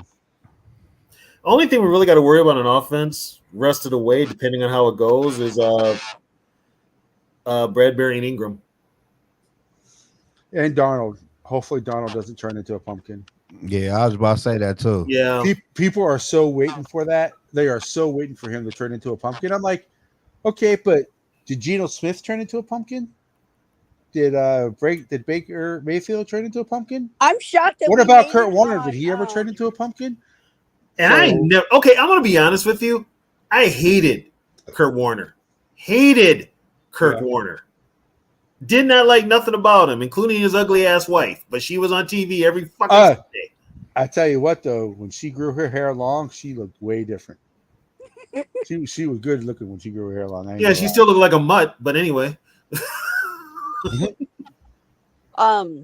Even Stephen A. Smith has us ranked 3rd. I was like, holy shit, hell has frozen over. Oh, Stephen A. He's waiting for the bottom to drop on Sam Darnold. He was kind of forced to. He's waiting for it. He's waiting for it so that he can come on and clown like how he does to Dallas. He'll clown Orlovsky, but he really can't clown Dan Orlovsky. He clowns the hell out of Marcus Spears because Spears was a Cowboy, but I mean the Cowboys are just ass. Well, it's kind of funny. Those who know about quarterback play don't seem to think Sam Darnold is going to turn into a pumpkin. Well, no, because he's got a real quarterback as a coach, right? So that's the plus side. Well, I mean, he's got KOC and Josh McCown. And also, we're running the ball this year, which is what we didn't do last year. So we just got to hope Aaron Jones don't get hurt because he's known to get hurt about this time every year. So I think the Vikings are doing a good job with splitting the reps between the 2 running backs. He took some shots last week, though. You know he's gonna play on Sunday, though. Oh yeah, it's all hands on deck except Ivan Pace. Yep, Ivan Pace is the only Viking who's listed as out. Yeah, Pace is out. I don't think Love plays. No, he's bait. There's no way he plays. They're stupid if they play him. And I think they're stupid enough to play him. I do. They are stupid enough to play him. They are. Oh man, if they do, he's gonna It's gonna be bad. He's gonna be his lateral movement, man, is like they don't understand. If he scrambles and explodes really hard and that knee buckles, it's over. Like he'll literally tear so many fucking ligaments and fucking tendons in that fucking knee that it'll be as bad as RG3, if not worse, and they'll have the worst contract in football. And we will literally spend years laughing at them for it. That's okay. I want to laugh. Well, the fact that people think that Jordan Love is Aaron Rodgers or Brett Favre right now is just ridiculous. No, he sucked for the majority of the season last year. He got on a 5-game run. He got hot at playoff time. He needs to thank Aaron Jones for his contract. Mm-hmm. To me, Love is like freaking at best Kirk Cousins. Like at the very best, and I don't even think he can reach that. You know what I mean? Like he's a mobile Kirk Cousins, put it that way. Yeah, like he doesn't have it, man. Like he's unconfident. He needs people to tell him that he's good for him to win. And plus, he's thrown to a bunch of unknown wide receivers. Mm-hmm. I mean, none of them receivers. There's nobody on that Packer team that scares me, really. Nobody. Maybe on the defensive side of the ball, Gary, but That's about it. Yeah, they keep talking about like the Packers pass rush and all that type of shit, but it's like, Who the have fuck they have played? Yeah, Mhm. The Packers have played who? Jalen Hurts, who's having an off year. Jalen AR Hurts, the AR one-hit 15, who's wonder. coming back from an injury, and Will Levis. he was probably the worst quarterback in the league. Right now. Packer fans pumped them brakes. I mean, even the Bears beat the Titans, and the Because Bears of Will have no Levis. offense. Because of Will Levis, they beat the Bears. It's like, well, Levis doesn't throw that interception. The Bears are probably 0-3. You know what? Though I've been listening to Bears podcast. They are so afraid that they're so afraid the Vikings are gonna because you know how we were supposed to be in the basement Oh, yeah, we're supposed to be dead last. and Mhm. we aren't, and so they're so afraid that they're gonna end up in the basement again. And they're Of course they are. Of They're course like- they are. Yeah. Of course they are, because they're there every year. They want to get out of it, and they thought this year was the chance to get out. Sorry, history repeats. I mean, I'm sorry, but all these people, I would like to say, all these people who picked the Vikings to win 3 games, 4 games, I don't know how you could come to that conclusion, because with as bad as Sam Darnold has played in his career, right? Has he ever played as bad as quarterbacks that the Vikings had on their roster last year? no. So if the Vikings win that many games with those broken ass quarterbacks last year, they get Sam Darnold, and you think they're only going to have 3 or 4 wins? I mean, come on. But keep in mind, Catch, these are the same national idiots that said the Vikings will never win with Kirk Cousins. And as soon as Kirk Cousins is gone, they say the Vikings will never win without Kirk Cousins. And the Falcons are Super Bowl contenders. And the That's a Falcons are really good Super Bowl contenders. It's like, what the fuck? Yeah. So George That's why I wants say to know, how can we use CJ Ham? What's that? George wants to know, how can we use CJ Ham? Put him in the I formation and let him carry the ball behind one of the tight ends. Most likely Johnny Mund. And pass protection as well. And He's pass a big boy. protection. He chips hard, man. When he goes out to pass block, even run block, he plays hard. So He's like a blocker. He's a he's solid awesome. blocker. Yeah. He can run the ball if they give him the ball. And he can't. Yeah, he's not a bad. He's like Toby Gerhart like that, but bigger, Yeah. stronger. Yeah, it's like, I don't know why the NFL all of a sudden you play fullback and you can't run with the football anymore. It's like, whoever thought of that rule needs to be fired, because most of your great running backs were fullbacks.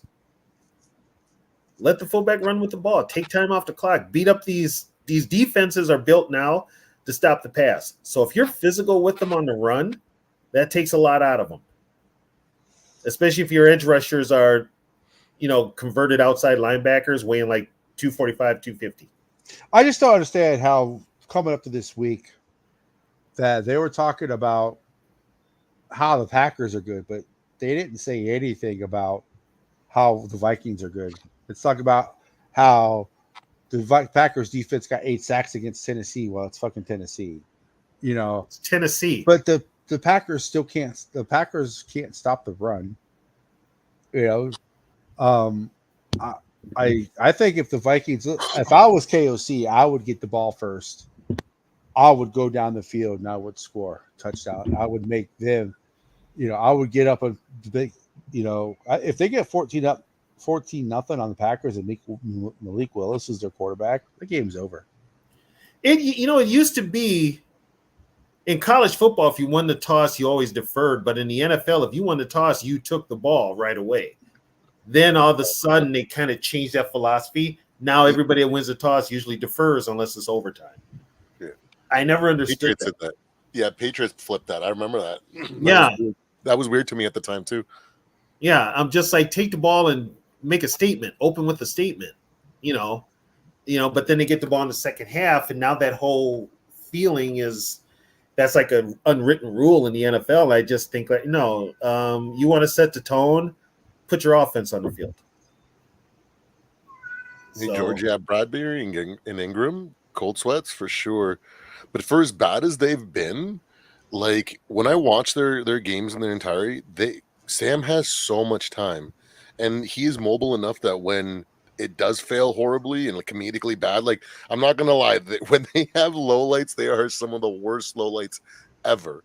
But Oh yeah, and Ingram somehow, especially. like 80% of the time, Sam's just like clean pockets, you know. So like, I've been laying off of the interior line. I know they're doing their best, and you know, fuck them. We're gonna have weak spots. Might as we're never gonna be perfect. So I'll be and I one or two freaking players that are really sucking when everybody else is playing top 10 or top 5. yeah. You And guys I've only see the said lowlights, from the Bears old line versus the Colts. Oh my god, it was so freaking hilarious. They were like all on the ground. Yeah, I saw that. Yeah, Well, I saw according to PFF, the Vikings have the 10th worst offensive line. that's PFF. Nobody still has got me a barometer of how PFF comes up I know. with numbers. I'm just saying. I'm just saying. PFF can go fuck themselves. Mhm. Nobody I like know. I agree with you. I'm just saying. I mean, Here's my thing. As good as the Vikings have been playing, they've got 3 spots I worry about, 3 players. Bradbury and Ingram and Byron Murphy. Yeah. I feel the exact same way. Yeah, I haven't heard shit out of Gilmore, nothing out of Griffin. oh, Gilmore shut down. No, I was worried Yeah. about Griffin going into it, worrying if he was going to get his legs into him, and he's been playing good. But the one that's getting burned all the time is Murphy. Right. It's Well, all 3 of those guys are contract ends too. So, well, they're only on 1-year contracts, right? well, Griffin and Gilmore are, but Murphy signed a 2-year contract. This is his second year. This is his second year. So, Hey, baby. Yeah, I'll tell you how I really feel. You know I will. hey, Trisha, you like that? You like that? Hold up, you like that? There we go. I am There you not go, Tony. You're welcome, Tony. I am not responsible for what she will put down next. I am not responsible. You did that on your own. I didn't put you up to it. Oh, I got the text messages, Trisha. He told me to do it.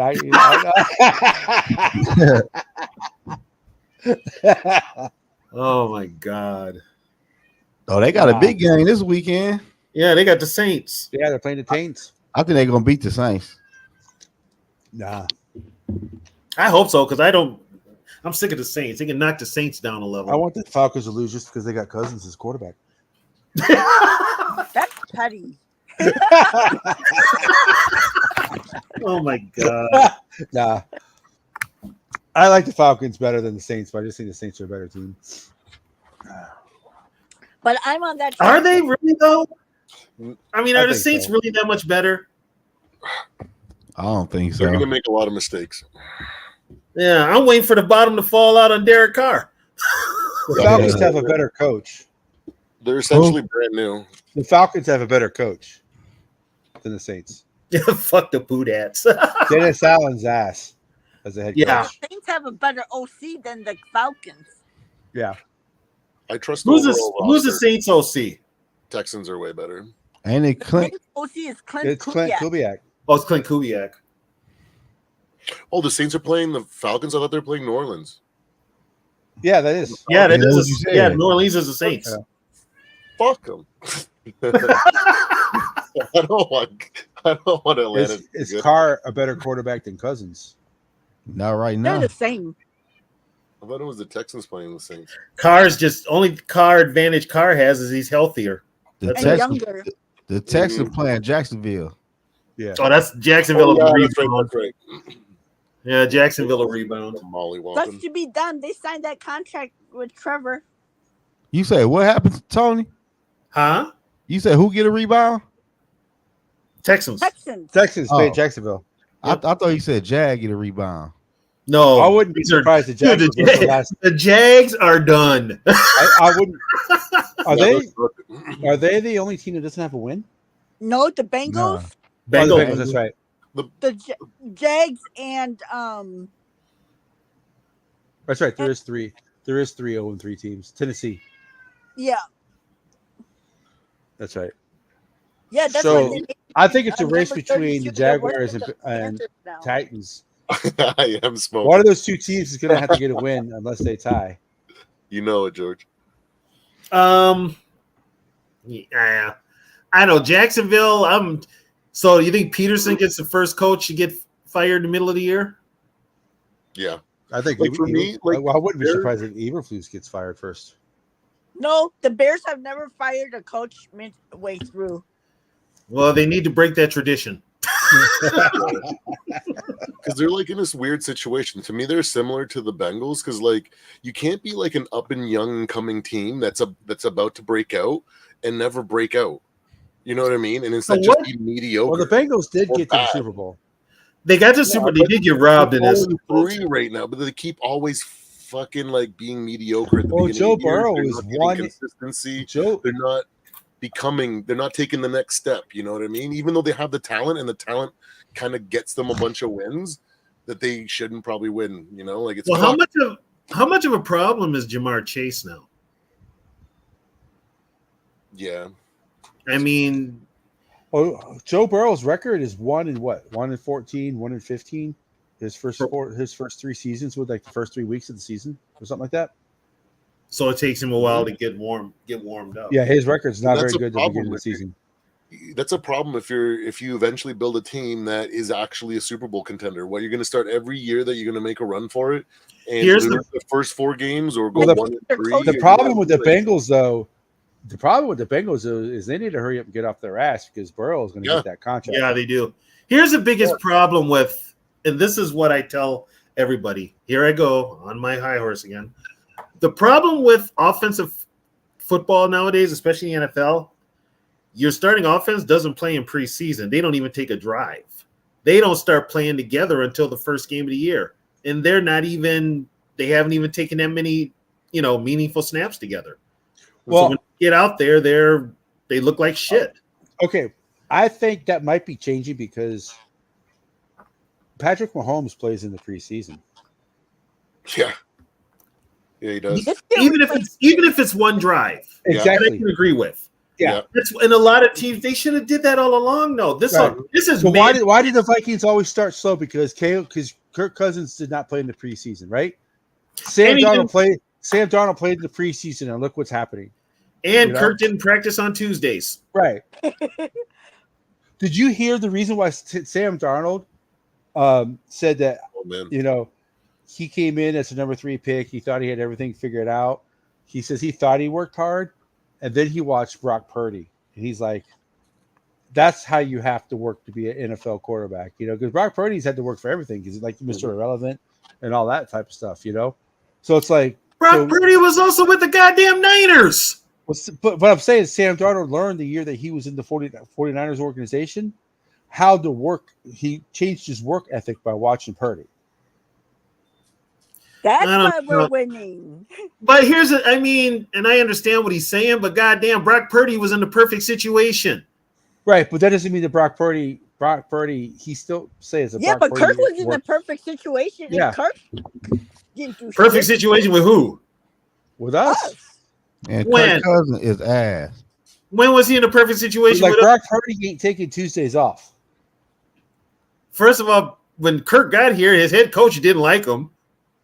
Well, he said he'd get fired because he knew he was going to get fired. And then second of all, when they got KOC, I think once KOC got to work with Kirk, some of that offense worked, but he couldn't run a lot of KOC's offense. I totally agree. Yeah, and he would have that.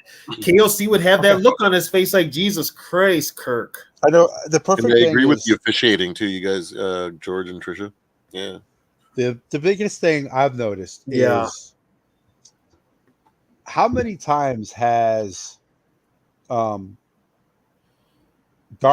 extended a drive by running? Even if it's like 5, 6, 7 yards, like it's 3rd and 4, Darnold doesn't see it. He runs for the first down. He extended that. So maybe that is why touchdown. Maybe that is why we're scoring more, is because Darnold is extending plays by running. When Cousins would turtle or throw the ball out of bounds instead of getting the first down. Now we're actually getting those first downs. That was my biggest complaint about Cousins is that sometimes he doesn't make the throw when he should. like championship quarterbacks do. And then when it's 3rd and fucking 3, you have no fucking pressure. You fucking throw the ball away instead of running 4 yards for a first down. You know how many? Damn. Yes, so many times. You know, Yeah. Kirk would have never thrown that 50-yard bomb to JJ against. Well, he wouldn't have thrown that punch. He wouldn't have thrown that play. He'd have threw it out of bounds. Well, he also wouldn't have thrown that touchdown pass to Johnny Bunt. No. Oh No. hell no! No. Hey, I want to answer George's question on the hip Best tackle rule. third down time. The best third down tight end. I want to answer George's question on the hip tackle rule. They're not enforcing it in the games, but they are finding players for it. But they're not because enforcing it in the game. The play it happens so fast. The referees Yeah. are having a hard time making the decision. Yeah, Yeah, so that play that hurt Addison. That play that hurt Addison. That player who tackled him did. that get player fined. got fined. The Twins are a disgrace. Don't even bring their name I up. didn't know. Yeah, they're the Tigers in the playoffs for the first time since 2014. Detroit Tigers? Yeah, Detroit. I Minnesota, live an Twins are hour a away from disgrace. Detroit. Minnesota shit on themselves. I am so oh. Don't even mention them. They don't belong with us. I'm so pissed off at the. We Twins, have man. to pay. We have to take them, Sarah. They are our team. Well, you go from fucking winning the playoff round for the first time ever, and then you don't do anything at the fucking trade deadline. And the person you got at the trade deadline, you release. But isn't that the most Minnesota thing, though? They could have had Kikuchi. That dude literally put the Astros in the playoffs. But it's not a Minnesota thing. Because the owners are fucking cheap as hell. Yeah, Especially when you have no cap. Like, how the fuck do you not? Oh my god! And we had such a big lead. How did you get eliminated when we had like a 95% chance to make the playoffs because we had such a Yeah, big they went from 95% chance to losing tonight, which I think put them out. Yeah, Rocco's gone. I don't think so. Go. I don't think so. Not. Man, They're not because Tigers, they're going to say, well, we had these injuries, you know. the Tigers had a 0.2%. Joe Ryan getting hurt. Damn. Joe Ryan getting hurt killed the Twins. They didn't have pitching in the first place to even begin the year. Well, they had their top 3 pitchers are good. Lopez, Ryan, and Uber are they're good, but the So bullpen Ryan, is what man. let them down. We said Tigers. Yeah, the Braves are still making a push. Yeah, that's not good for the tendons and ligaments. I feel like anybody that's on offense needs to almost start like giving up and maybe like diving forward to avoid some of these tackles. Because like, what else are they going to do if the defenders are just going to get fined? Like, you're just going to have to give up or slide or something, so you're not putting your legs and your ankles at risk.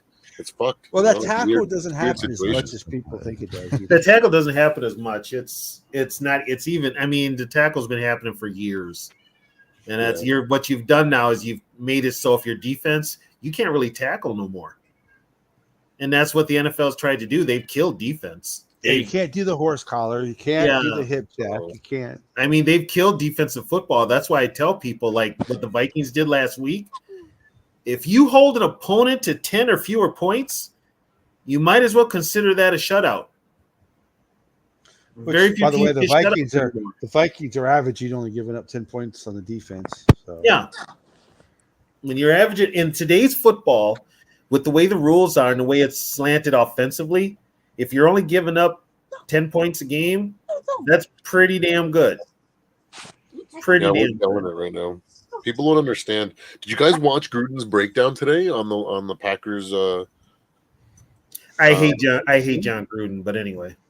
But he had a good breakdown, and he actually went through like everything. He did like the hour he chose that game, and he went through our defense, our offense, and everything. I was like, somebody finally is talking about shit that fucking. Well, needs to be spoken about. Dominic Foxworth did it on his podcast. He broke down the Vikings defense. So he was breaking it down to where you don't know how hard it is to do what the Vikings are doing with their secondary. having Harrison Smith be at the line of scrimmage at the start, and then drop back into deep cover 2 quarters. He's like, people don't realize how hard that is to do. Oh yeah, You know? I love that cover 0 look that they do, where they have all 7 guys up at the line, and right as he snaps, it all drops into like Tampa or like. Hey, you guys, I'm gonna log off. Crazy. Sleepy, okay? Oh, it's amazing to watch. Yeah, What's going on, Sarah? What was that? Sorry. Oh no, I just said I'm logging off because I'm getting sleepy. Okay. Who fucking needs you anyway? All right, you guys have a good night. Yeah. Later. So they're basically running a like a 3-2-6 or like a or like a 4-2-6. They're only using 2 linebackers. They're using nickels pretty much. They're using big nickel, which means they're only using 1 damn lineman. Yeah, well, they're using 2 linebackers. They're using Grudger Hill or Pace, and then Cashman. So what is Metellus? Metellus is going back and forth between being like a safety or not corner and all that. So like basically when they want to run linebacker stuff too. Basically when they run the 6 when they run the 6 DBs, Metellus will be they'll move Cam Bynum to like corner. They'll use him as like a corner, or they'll use Harrison Smith as a corner and then use a corner as a safety. They got Bynum playing that free safety role. Yeah. So that's basically they're interchangeable. Like they got safeties playing corner and they got corners playing safeties. Yeah, they got Harris usually at the line more. Yeah.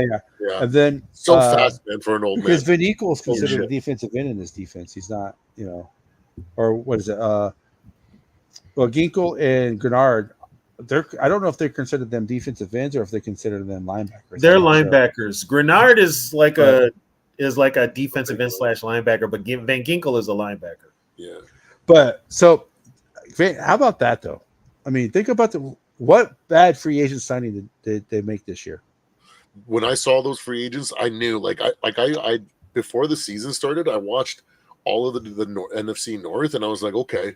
And when I saw all those additions, I was like, oh my God, we have a really good fucking roster. I was like, if everything pans out and they play at their level or better, we are going to be dangerous. And then we started the way that we did. I was like, oh my God.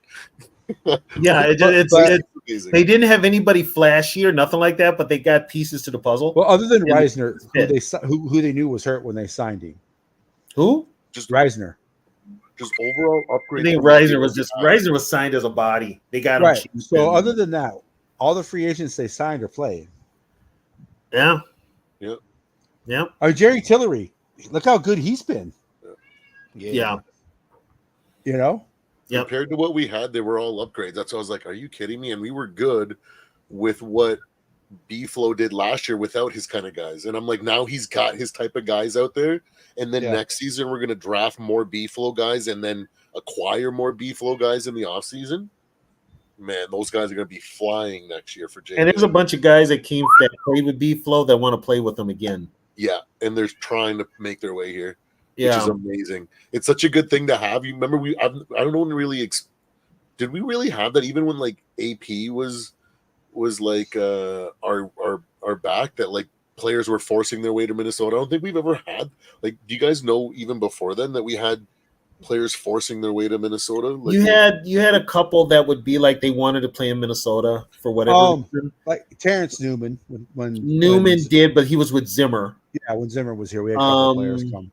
Winfield came here. I think that was because of, I want to say Tice. Well, the money again. And the money. That team that like just had such a draw with free agency, and now we're becoming that team. That's fucking incredible. Well, there's a couple of things. One is a stadium, the other is a practice facility, and everybody loves the atmosphere. There really is no media pressure here either. No. Once you get up here, you're just Minnesotans are so nice, dude. I've gone to like 5 games now, 3 preseason and then 2 regular season games, and I feel at home when I'm there. I feel like you guys have the same like good nature, freaking that like Canadians do. They're just very polite and happy, and it's fucking awesome. I love being in Minnesota. They got you fooled, brother. Let me tell you. Really? What happened? They got you fooled. That's because that's because there's weed everywhere. Everybody's high. Yeah, they got you fooled. You're an out of towner. Try living up in this motherfucker. Oh, that's yeah. It's different when you live there, I guess. Yeah, I lived here all my life. I know these motherfuckers. Where you at, Purple Bar? I'm in Sarnia, Ontario, about like an hour from Detroit. I was about to say you next door to me.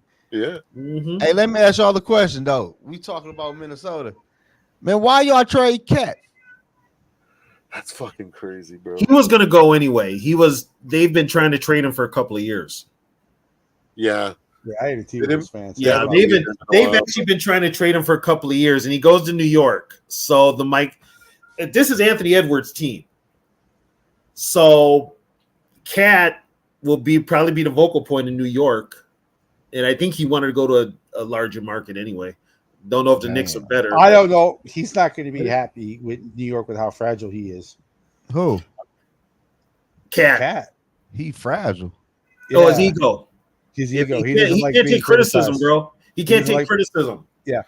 Yeah, I didn't pay, like I'm a Raptors fan, so like, and I didn't really pay too much. Like, I'm not in tune with. Was he trying to be a vocal leader? I thought he was like. My impression was like he was thrust to be like a superstar leader, but he's more of like a Robin than a Batman. You know what I mean? Like he's not the loud, boisterous rah guy. Yeah, he's like a Tim Duncan type of leader without being as good as. He's Tim a Tim Duncan, but he's not as he gets hurt though. He's not as good as Tim Duncan. He misses a lot of time too with injuries. I thought with Ant he'd be good playing in the background, and maybe the pressure wouldn't be on him and shit. And that'd be really good. I think that when they got Rudy Gobert, that kind of changed. They're trying to change his Cats. That changed the whole Cat thing. But Cat balled in the playoffs, but they were going to move on from it, and they got a first-round draft choice out of it. You guys just like humiliated Phoenix last year, the super team that everybody was on. Like I thought for sure, like. Yeah, that was an odd move for me today when that came up. Thank you, Trisha, baby. Good luck to your Longhorns tomorrow. My Gophers have no chance against Michigan. I'm sorry. Yeah, Trisha, he gonna need more than good luck against my Wolverines tomorrow. That's like I said, you can't row the boat when the boat is sinking. First of all, Gophers and boats don't get along. God. I mean, geez, it just the little brown jug bowl. Well, put it this way, Zoe. When was the last time Minnesota won that? I don't know. 2014. Oh, there you go. And before that, God, now you got me thinking. It was God, where was I living? We done lost that little brown jug. 04 or 05. We done lost that little brown jug somewhere. Y'all ain't lost. Okay, put it this way.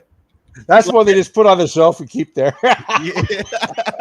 That boy buried somewhere. They got a trophy. Yeah. They got the trophy case at the Gopher Hall for the trophies to go in, but there's cobwebs in all of them because they can't win any goddamn trophies. Even when Wisconsin's bad, they beat Minnesota. Yeah, I've seen that. Iowa's not the same team as the Gophers, and look what happened. Yeah. They can't even get a goddamn bronze pig.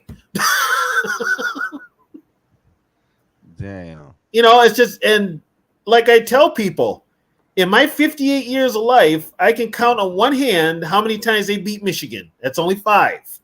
Damn. And I can count on the other hand, in my 58 years of life, how many times they beat Ohio State. That's only 3. So. Even with how good Minnesota was at sometimes during the Mason years when Ohio State wasn't that good, they still couldn't beat Ohio State. They still found ways to lose. I mean, Mason did beat them, but they still found ways to lose. You know, they have a. So what does Minnesota need? Because obviously PJ Fleck is not it. Yeah, and I just found this out too. Fleck's not going anywhere because that buyout is huge as hell. It's $22.75 million to buy him out. Yeah, but they're a Big Ten team. That should not be. They can't catch. You can't get players. They can't get players. I mean, with NIL deals, they got a few of them, but they didn't. They didn't even have a spring game this year because they didn't have no players. Oh no, what you say? I beat Michigan a couple weeks. Y'all got lucky. Y'all ain't gonna win a national championship. Y'all ain't gonna win the national natty. I gotta say, Trisha, is the arrogance of your Texas fans is going to catch up with you because you're in the SEC now. You ain't in the fucking weak ass. Catch, we stop trying to piss him off. I'm sorry. I live about an hour I live about 45 minutes away from the University of Texas. I just can't wait for them to fucking play. You guys have not played an SEC game yet. So I just okay, when that doesn't happen, I'm calling you. I'm giving her your number, Catch. They played their first SEC game is the worst SEC team in like years because Mississippi State, because Mike Leach died, and they have not recovered. So still SEC though. I give them that. They ain't gonna win the national natty though. No, they're gonna probably have 2 or 3 losses. Maybe. We'll see what happens. There's still a lot of football left. They play Georgia, don't they? Or Bama. Yeah, they're in the SEC now. They play both of them. They play both. They're in the SEC. Ooh. They ain't beating both of them. Baby, grab me that belt.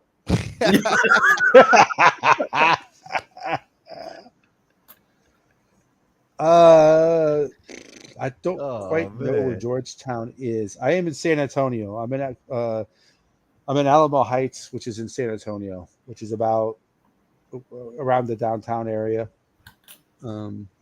Haven't played SEC, but the SEC team, they do play left off style. I forgot that. Well, did they play Mississippi State? I think that's this weekend. They play Mississippi State. Yeah, and Tricia was like, she didn't want them to go, but they didn't have a vote. They was going to the SEC anyway. Yeah, they play Mississippi State this weekend. They haven't played one yet. They So should Mississippi be State's the SEC, first one. Texas. No, they were in the Big 12. Big 12. See, here's the thing: when they were in the Big 12, they were the number one. They were the team. Yeah. They were the number one team in that conference. Whatever UT said, Big 12 did. They ain't got that cachet in the SEC. No, but not guess really. what? They had to follow the money.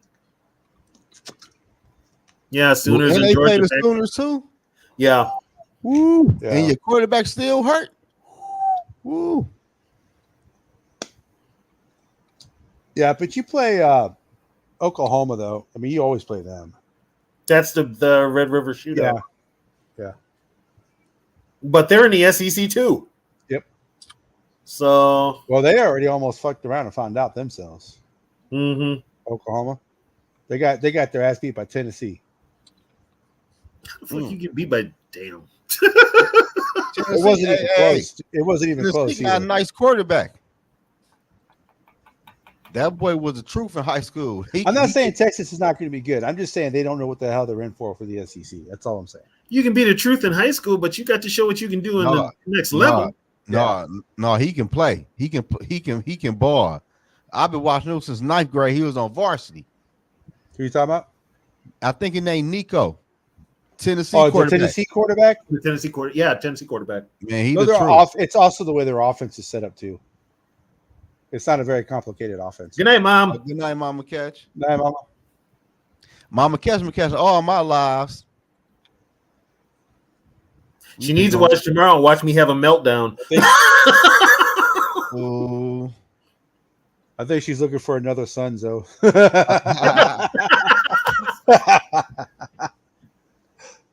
I ain't getting the job done. Yeah, Catch failed. brain though, man. Quinn is week to week, huh? Yeah. Night, Carolyn.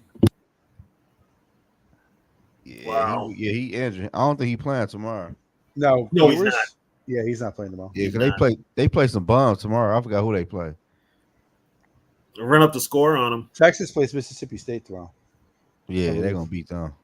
Yeah. Is Mississippi that home State, or at Mississippi State? it doesn't matter. You know, I was Mississippi about to say, State. they could- when- they could after, play on Mike, Mars. after Mike Leach died, that team has crumbled. So, Yeah.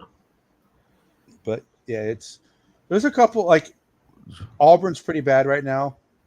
But Yeah, what happened to them? their quarterback is the backup at South Carolina now. Mm. But A lot of them teams now, they used to get the players now with the NILs. They're moving around.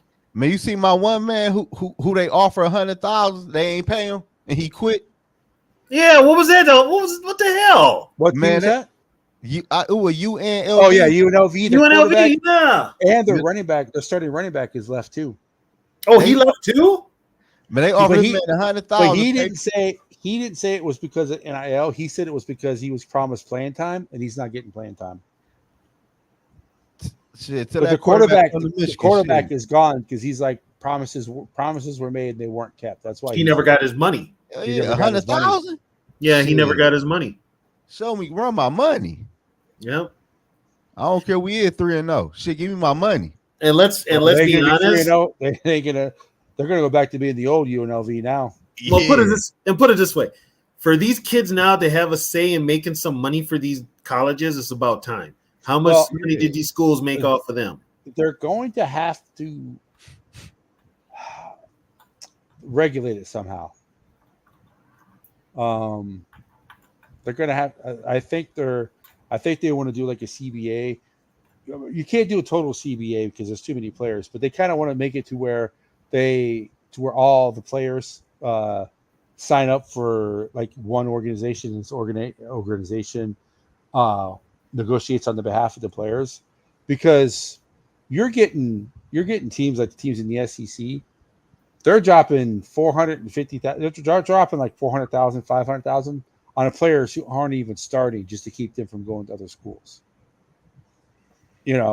So that's kind of the situation right now. Like the NIL has made the haves and the haves not greater, because the big teams can spend more money.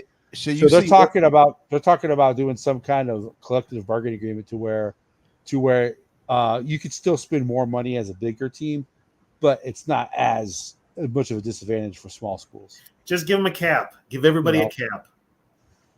So you see, Oregon people said, I think he's from Nike.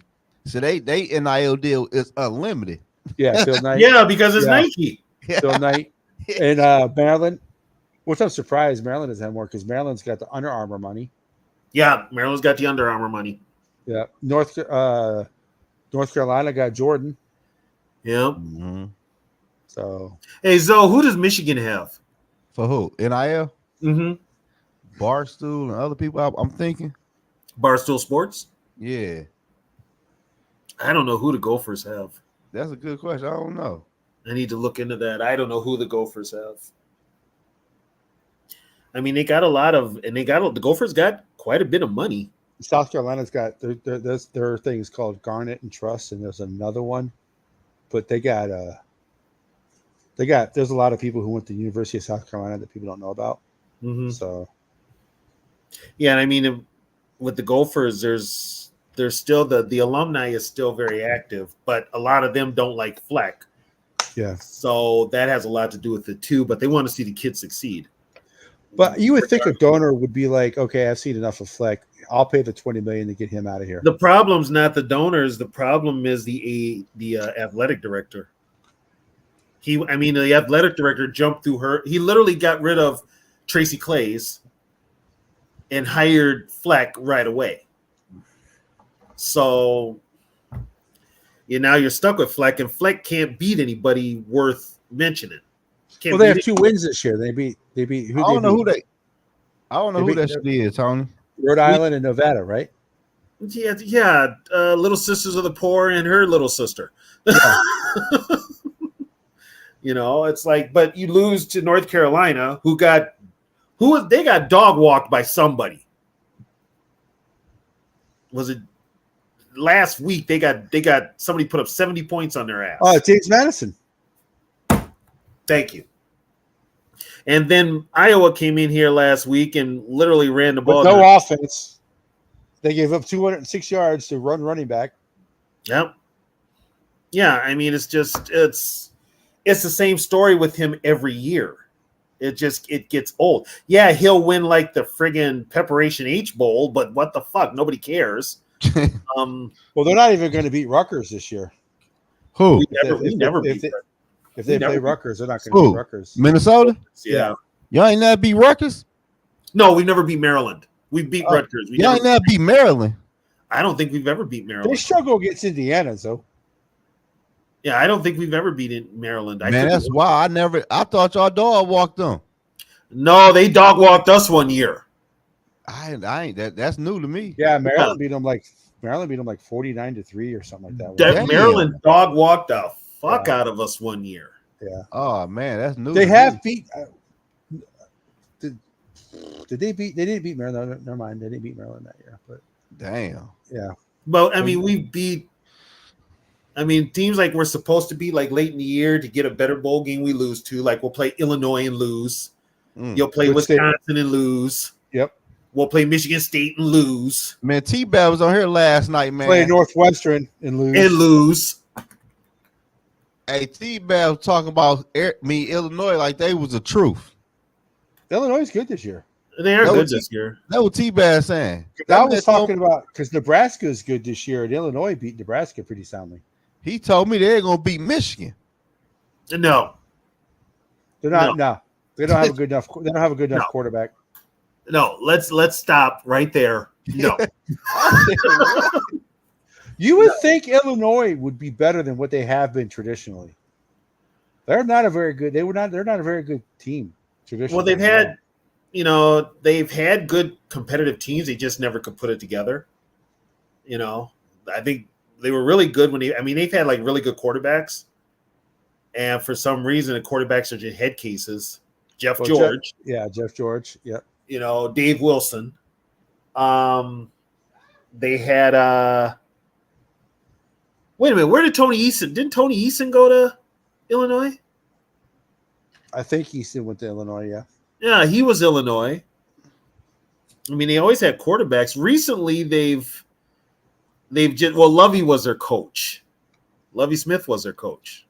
Yeah, I knew he was for a couple. Yeah, so they were just kind of like average. They pull off the upset every now and then.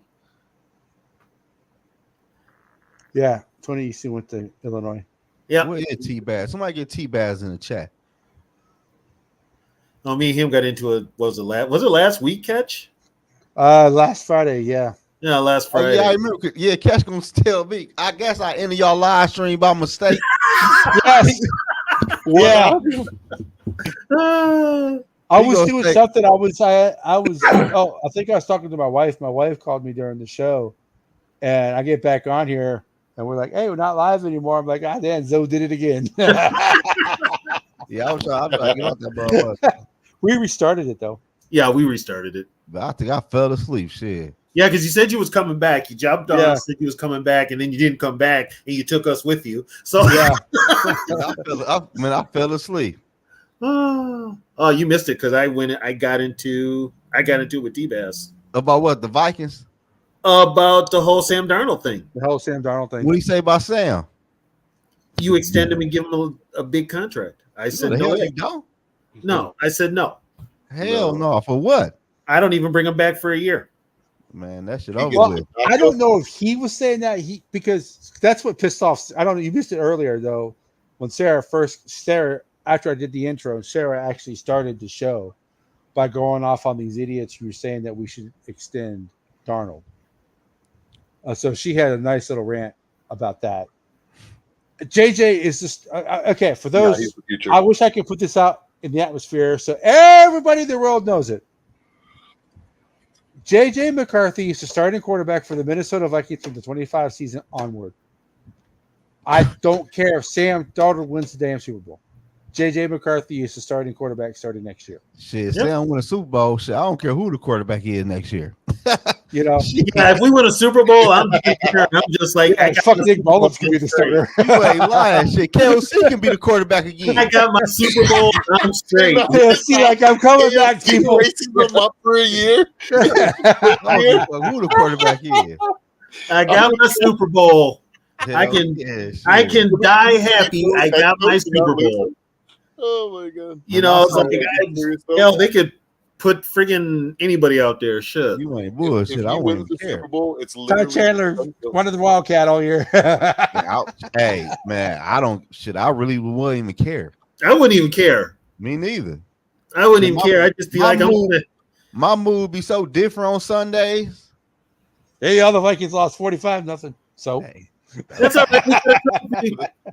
Yeah, no, Sam gets the Trent Dilfer treatment, or he gets the backup role and gets maybe 10 to 15 million a year when he's here. If he doesn't want that, he better go somewhere else because, yeah, he's getting one or the other. So somebody's gonna overpay for him. Yeah, if he plays the whole year, go to a bad team and then like just fail, and then his story just ends there, man. That'd be heartbreaking. Well, no, if he plays like if he plays the rest of the year like he's played the first 3 games. He'll go to Oh, like he's the getting a Rams or 50 something. million. I think he'll go to a team that runs the same type of offense as Minnesota, which would be Yeah. either Rams or Niners. Yeah. West Coast offense, yeah. Yeah, West Coast. I don't think, and you can't go wrong there. But if McVay he would goes- be a good spot for him, though. You were saying, I really agree. I never thought about that. But they have Stafford. Are they really going to move on from Stafford? Stafford's getting old. He gonna Stafford's retire. getting old. He's old. What, he's what, 37, 36? That's but old. he's He's got a lot of beat up. injuries though. And But he's he's beat up. He does have a He's lot very- of but Very beat up. he could easily play. Like, look at Flat. He could easily play until he's 40. Who? Stafford, maybe not as good as he is playing now, but he could play till he's 40. I don't think there's enough painkillers in the world to keep him upright until he's 40. Yeah, Man. he's out there on like a truckload of cortisol. Yeah, see, out he's there. way Yeah. beat up more than Tom Brady cortisone. ever was. Yeah, Man, Sam going back to San Fran, man. You know, he's going out to the Dog West. joke, yeah, I love that the idea of that too. He's going to the I'm West. like So a it's either video going to be the about that. Rams or the Niners. It might be a bidding war for him, believe it or not, depending on how he True. does. Yeah, Which You know, tells you everything you need to know about the Niners because they don't want to pay Purdy that money, but you're going Yeah. to pay Sam Darnold. He'd be cheaper though. in Purdy's defense, he throws a nice ball, but he is Mr. Not as well as for a reason. Darnold has a way stronger arm than Purdy does. No, not a stronger arm, but like his ball is nice. Like when you see it through the air, I'm like, it's not a duck, and he throws a nice ball. But yeah, like he doesn't have the arm power. He's not throwing piss missiles like freaking Brett Favre or Sam Darnold out there. You know what I mean? Like, but he throws a nice ball, a nice catchable ball, and you know, a team like fucking I don't know, like Miami or someone would really overpay for him. You know? Hell, it might be New England. Shit. Fuck. Imagine. No. What about the Browns? They got The Browns Deshaun Watson. might have another coach at the end of the year. They're cursed, man. That team. Ever since they came back, they just haven't been the same. Deshaun Watson forgot how to play quarterback. He got old. See, he been Maybe, away hey, for no, 2 years. he's not getting his magical rubdowns anymore. Hell yeah, shit. He That's probably why he's not what playing. they as well. call that shit when you get a massage? The special, The happy ending. The happy yeah, ending. the happy ending. He want the Yeah, happy yeah. ending. Shit. He ain't We getting only those have him no for a more. year, George, like with a year contract. So I don't think we can get anything for him unless Literally we're fucked up with a happy ending. We can't get anything for Darnold unless not even a sign. the only thing we could do is you sign Darnold to a contract and then trade him. But here's the problem with that. The team you trade him to and whatever you sign Darnold to is not going to honor that contract, at least half of it. Unless the Vikings put the Yeah, you're gonna transition take a tag hit. on him, then they can get something for him. I would even put a tag on him. But they I can't. I wouldn't would do even the tag him. you can't They do the just do the- franchise tag because the franchise tag is way too much. But the transition tag, you ain't Right. got to pay the guy as much. But I mean, I don't think they'll tag him at all. They'll save those tags. But I think just to sign Darnold, say you sign Darnold to a contract, a 2-year contract, you give him decent money, and then you do trade him. The Yeah. team you trade him to, they're not going to, whatever you sign him to, they're not going to want that whole contract. So the Vikings are going to be on the hook for part of that contract, just like they are with Kirk Cousins right now and Daniil Hunter. Kwesi doesn't want that. I He doesn't agree. want that. He's got money now to spend on other parts of the team, and he That's does what I not said. want one player tying up a lot of money. That's why with JJ's contract, not JJ, Jet's contract and Darisal's contract, it's spaced out the way it is.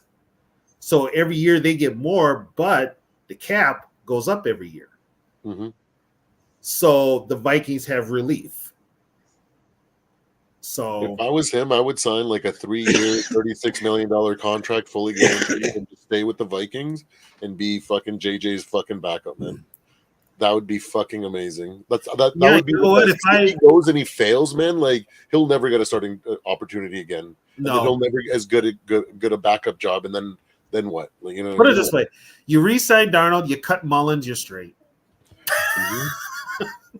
Yeah, You yeah. cut Mullins. Yeah, JJ's you're the straight. future, man. I can't fucking wait.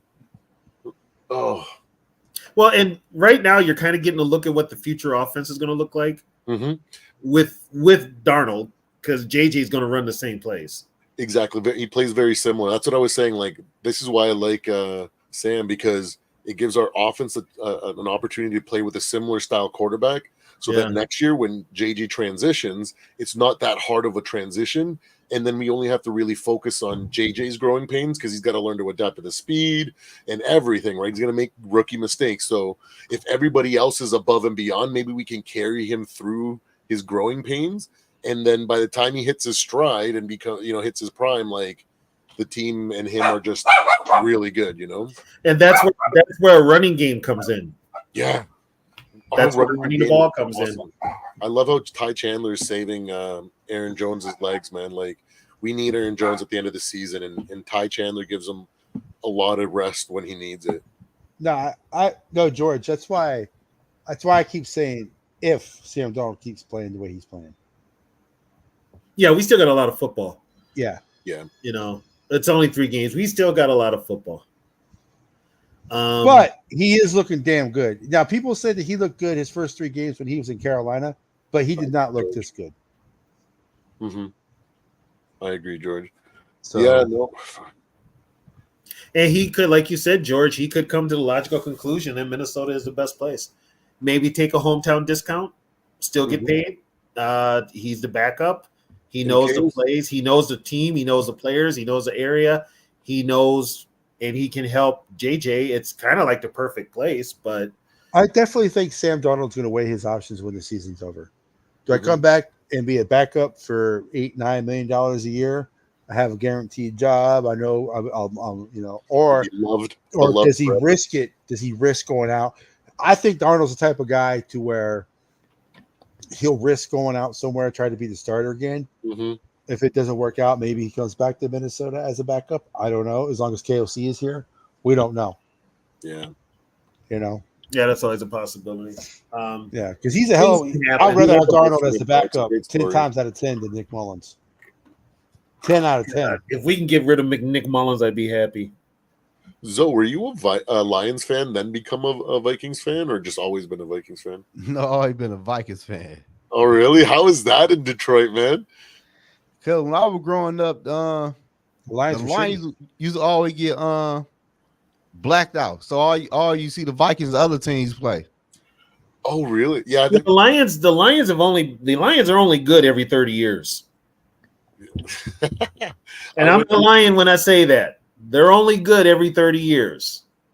The last time that they had 2 years out of 3 when they made the playoffs was 91 and 93. Yeah, I never was a Lion fan though. Hell, both of my parents are from up in Michigan, and neither one of them are Lions fans. Really? But I like the rest of Detroit team, like the Pistons, the Red Wing, the Tigers, Michigan. Stevie Y, man. Yeah. Legendary. Yeah, I mean, Detroit was always that team for years that was supposed to get the Vikings or anybody on top of the NFC Central / North problems. And they never did. They just would always fall short. The Lions did. And they had good teams. They just could not, take care of business when they had to. I remember they had Scott Mitchell. Oh, thank you for Detroit. Thank you for taking that mistake because Denny Green wanted him bad.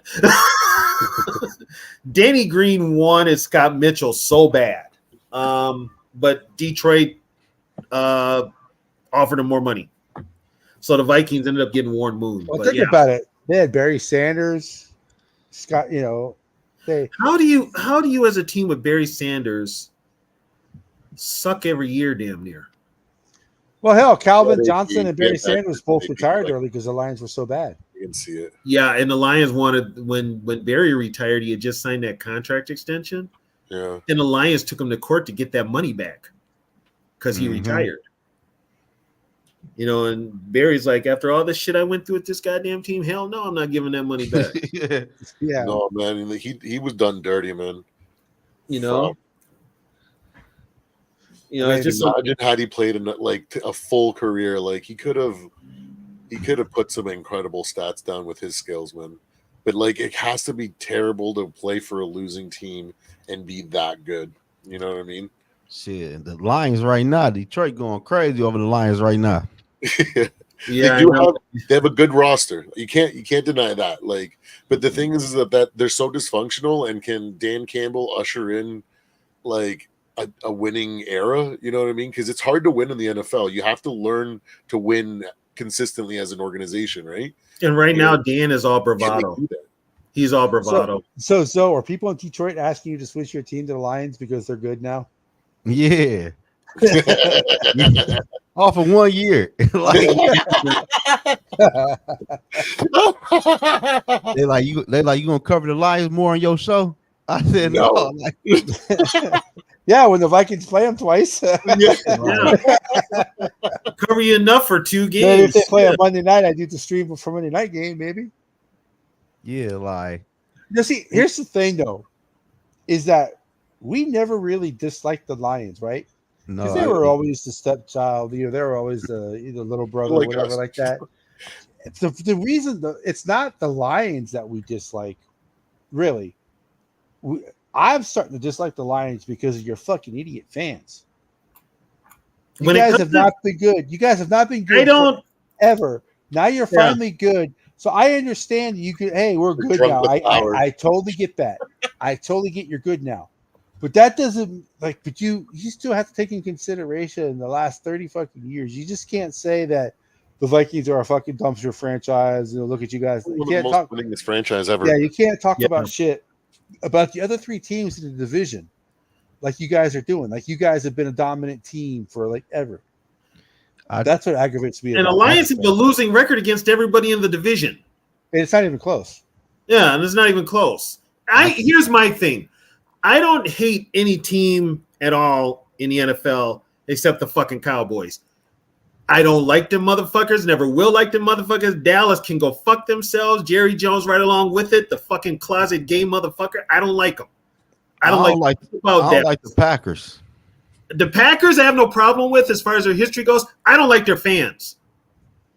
The Packers. Yeah, I have the Packers and the Cowboys on the same level of hate. No, the Cowboys will always be up there above the Packers as far as hate goes. I fucking hate the Cowboys.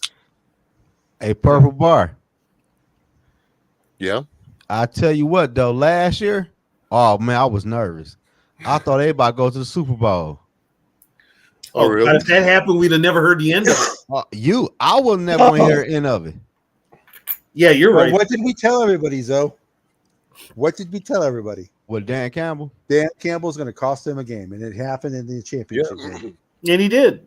That's exactly what it's growing pains. They'd have to learn how to win in the postseason. And they're in that stage where like San Fran was a couple of years ago now, and they have to learn how to win and then win it. If they don't do it in like the next 2 years, they're going to Oh, they don't do it this year, they're done. Yeah, they don't do it this year. We got that boy coming next year. We got that boy coming next year, and he's gonna change everything when he takes over.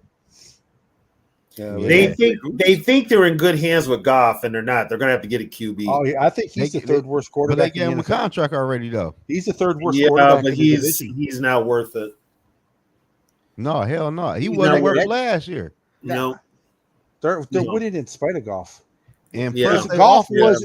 If Goff was as good as everybody thinks he is, the Rams would have kept him. Because if McVay didn't want him, shit.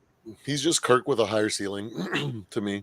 Well, we all thought Stafford was that too, but Stafford actually proved. No, Stafford has proved to be a gunslinger, man. I was like Stafford. Wildly impressed last week. Yeah, I like Stafford. One of my freaking worst takes ever was last year. I really wanted the Vikings to trade for Matt Stafford when Kirk went down and try to figure out some deal where they could trade or something and bring Stafford over with that connection with KOC and shit, and maybe that could work. And then we finished the season strong when he got healthy because we already had such a good start. You know what I mean? I think if the Vikings started off better we'd be last year, fucked with them now. I think if the Vikings started off better last year, they might have done that. Yeah, and a lot of that bad start was because of miscommunication with Cousins and KOC. Yeah. That's why I said I think the problem. This might have been KOC's. This is KOC's team, but hell no, George. They ain't America's team. Half America hates them motherfuckers. But I mean, I hate to say it, but Green Bay is probably more America's team than Cowboys. There's a whole lot of motherfuckers don't even know where Green Bay is on the map. But they cheer for him. I don't know where that is. Hey, you're not missing much. It's a little Hodunk town, fucking in Wisconsin. Oh, The weekly get-together spot is Walmart. That's like my town. We're small, man. But yeah, Isn't there a? I think the biggest restaurant they have is Applebee's. damn. the only 4-star restaurant they have is friggin' Olive Garden. Yeah. Yeah, bars. The teams when they go to Green Bay, which is why I don't know why they're putting the draft there. You don't even stay in Green Bay. You got to stay like 45 minutes away in Appleton. Yeah. Hey, Bar, did you go to the NFL draft? No, I didn't. No, Oh, I was okay. working. I wanted to because that was so close. I just couldn't make it work. Why do they Did keep you passing go? over Minneapolis? Yeah, I went Pupper Bar. Yeah, I went. Oh, sick, dude. Could you imagine? Hey, the draft is. Can you imagine if the Vikings do win the Super Bowl? Can you imagine them going on stage in Green Bay with the 32nd pick? With Randy Moss. The Super Bowl champion Minnesota Vikings. That's right, y'all motherfuckers. Yeah, The Super Bowl champion oh my Minnesota God. Vikings. What are y'all gonna say now? You can't say that trophy case is empty now, can you, motherfuckers? Yeah, man, they're fucking. Oh, God. That's a good take. Oh, that was really good. Oh, that's a good take. And it would be Randy Moss announcing it. Yeah. The one that moved the crowd. Yeah, it would be Randy Moss announcing it. he's got swag too. He'd kill it. And at the end, he'd moon him again. Yeah. How about that Super Bowl, homeboy? Did y'all know Randy Moss and Chris Carter is going with the team to London? Yeah. Yes, Yeah. yeah, I heard that. Jake Fucking Reed awesome. is already over there. He Yeah. is. Yep, Jake Reed's already over there. I hope He's we got to go be there the early, biggest man. former Viking who's the biggest Viking fan. Him and John Randall both. Do you think they jump on a plane right after the game the week before? Well, let's see. I think Tuesday. I think when They jump on the. How long does it take to get there if you fly? No, it depends on when your arms get tired. You're gonna miss a day because Yeah. I think they Isn't the go. jet I lag, think right? they 'Cause- leave on. I think I they bet leave. they leave Tuesday. I think Tuesday they leave. So they'll get there. They're gonna have jet lag. I So hope you they- really only got like 2 days to practice. Who was it last year that went like right after their game, and then they showed up? They were the only team that didn't look bad. Well, they all looked bad, but they didn't look as Well, bad. that's as why the they did. Vikings have never lost in London because they actually go over early. They don't wait. Yeah, I hope we go over. Thank you, George. Thanks, George. George. Thanks, man. Let's go to George killing it tonight. Damn, So now you go up against Aaron Rodgers. Now this is going to be interesting because Yeah. we're going to see Rodgers against that Flores defense. Aaron's seen it all, hmm But Aaron's slow as hell. but I don't know. Aaron's gotten older. His reaction time is not what it used to be.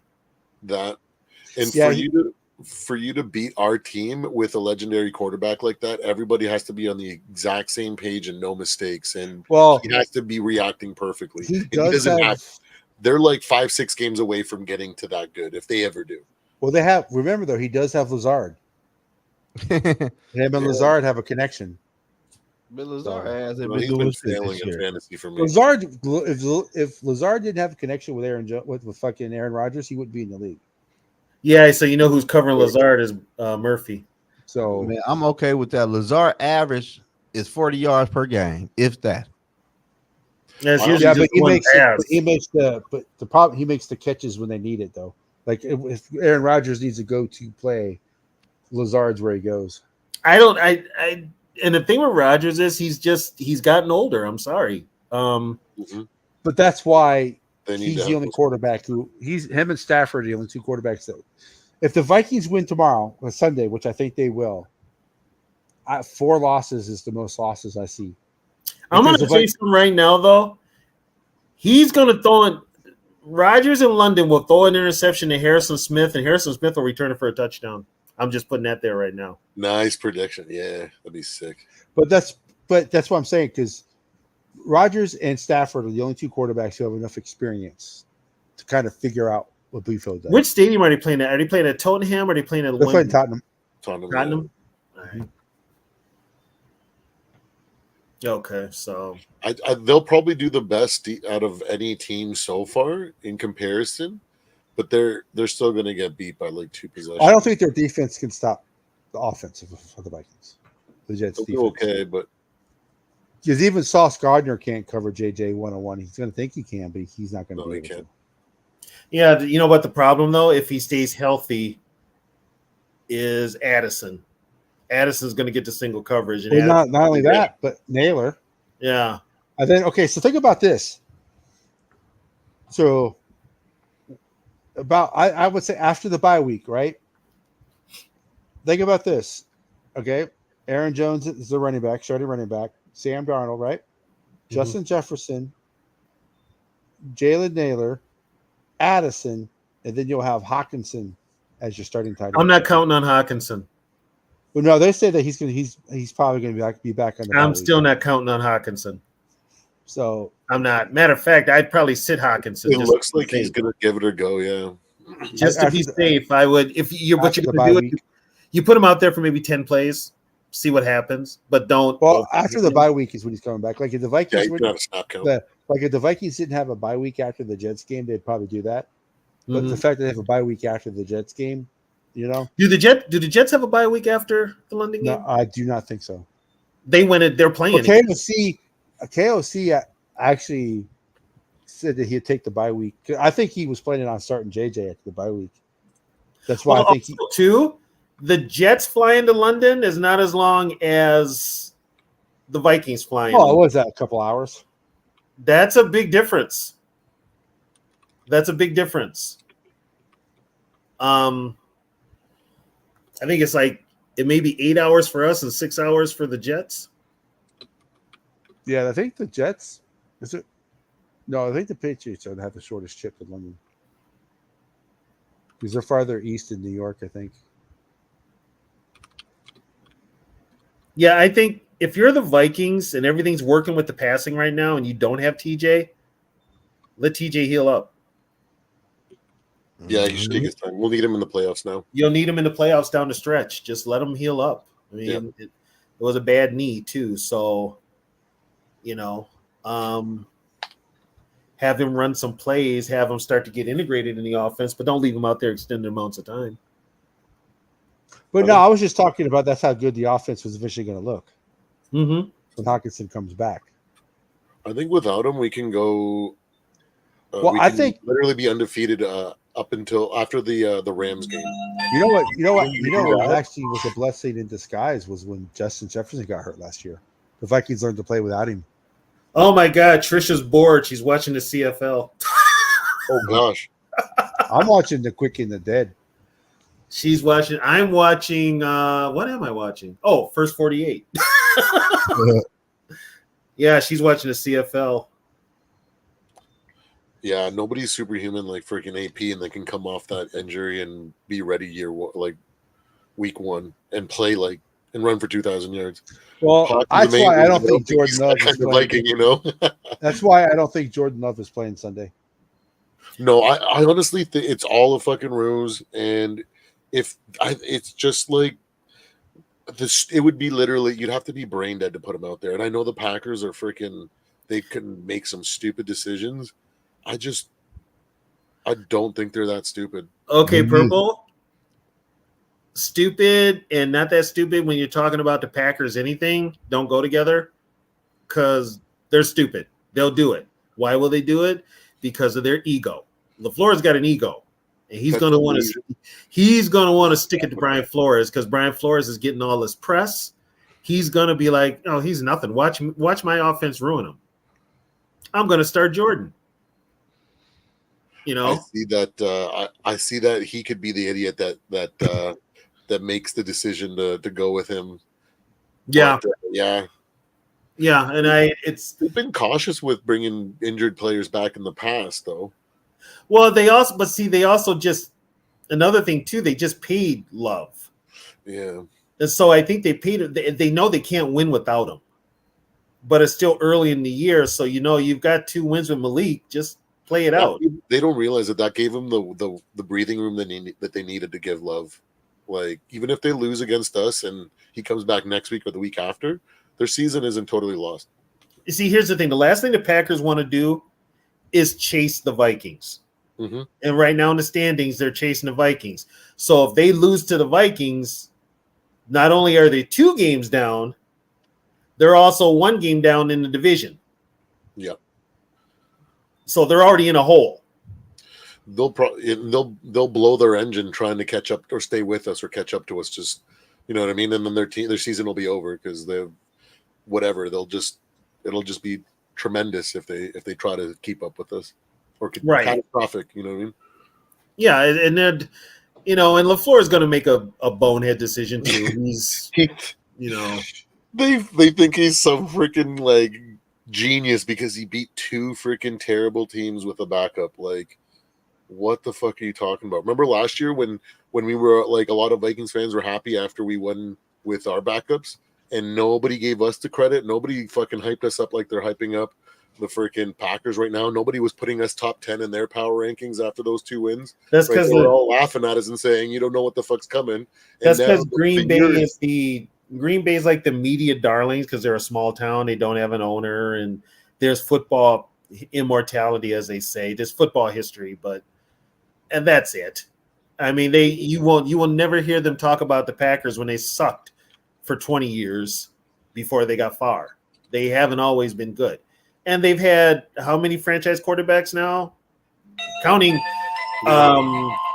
Jordan Love, that's 3. And how many Super Bowls do they have? Be it more than the Vikings, they've only got 2. I don't think Jordan Love's a franchise quarterback yet. No, I don't think so either. But I also don't want him to get injured and not have the chance to prove us wrong. I don't care. It's football. You get hurt, you get hurt. Deal with it. That's true. Yeah, it is part of the game. It is part. Yeah, you're gonna. Everybody's like, no, I want to play them when they're healthy. It's what you play them when you play them, and you take care of business when you play them, healthy or not. And this whole talk, everybody. San Francisco did that shit last year when they played us on Monday night, talking about, well, we didn't have this player, we didn't have that player. What's your excuse this year? Yeah, no, I came right back at him. We didn't have Justin Jefferson. But yeah, we didn't have Justin Jefferson. And y'all lost to Kirk Cousins on a primetime game. Get the fuck out of here. But like injuries are part of it, and it's like when it happens as a result of just hard play, that's great. But like when you're getting injured after being thrown out there too early and as a sacrificial lamb, that's what I don't like. You know what I mean? Like, well, sometimes that's on the players. Like the agent is supposed to protect them there, but sometimes when those decisions are made, that's usually the players. But when a coach does it, there's the problem, because right there, the coach doesn't have a backup plan in case you went down. And so that's on the coach. For the player, ego gets involved, and they're just competitive, and they want to get out there and play. So, they'll play with a half broken leg. Fucking Jim Youngblood played for the Rams all through the playoffs in '79. He had a broken leg. I'll be back in a second, guys. Yeah, you know what, Kelsey? I think age is just caught up with Kelsey. I'm going to be honest with you. He's starting. I think age is caught up with him. It's not anything, with who, but he's 30? How many years? How old is he? So he's up there, and age just catches up with you. That girl's going to destroy that man. What you doing? Smoking hookah, Purple Bar? Hitting the bongs, my friend. Oh, it's legal. Yeah, aging, and she's putting it on him on a regular basis. So, he'll be a song here in about a month. Yeah, like she's gonna break his heart, and he's gonna fucking destroy their season this year. I mean, slouchy. She broke my heart. I'm gonna be like, shut the fuck up, Travis. We're playing football, and they're gonna be losing games. Like, but she left. Well, put it this way: who would you rather be with, Taylor or Brittany Mahomes? Brittany Mahomes. Boy, you're desperate. right. Who would I want to be? Like if I was a girl, I'd want to be her. Isn't she more respectable? No, who would you rather date? Who would I rather date? Yeah. Taylor Swift. Yeah, she's better looking for sure. Yeah, Brittany's a train wreck. Like I like me some white girls, but like not a big. And remember when Brittany was hanging out with what's his name's brother all the time? That was just weird. He's like banned from the team, I guess. Pat Mahomes' brother. So I like more wife material than home material. Don't get me wrong, I like to date hoes, but like when I think of like the future, that's why I guess I lean towards Brittany. But hey, at least you're honest. At least you're honest. You're okay with a hoe. oh yeah, no, and I'll have her on my arm and shit. I'll show her off for a little bit, and then run. But don't get comfortable. Oh yeah, and Travis is getting comfortable, bro. Oh man, he's gonna get destroyed, bro. Yeah. You know what though? If it means Kansas City doesn't win a Super Bowl, I'm cool with it. They won enough Super Bowls. If she's the reason that they destroy their 3-peat chances, oh my god, that'd be hilarious. Oh, if she's the reason, that doesn't say much for the football team. If that causes that much turmoil that doesn't say much for the football team. But it's like, okay, you've won enough. I mean, you don't win, you don't win. You still got rings, motherfucker. Shit.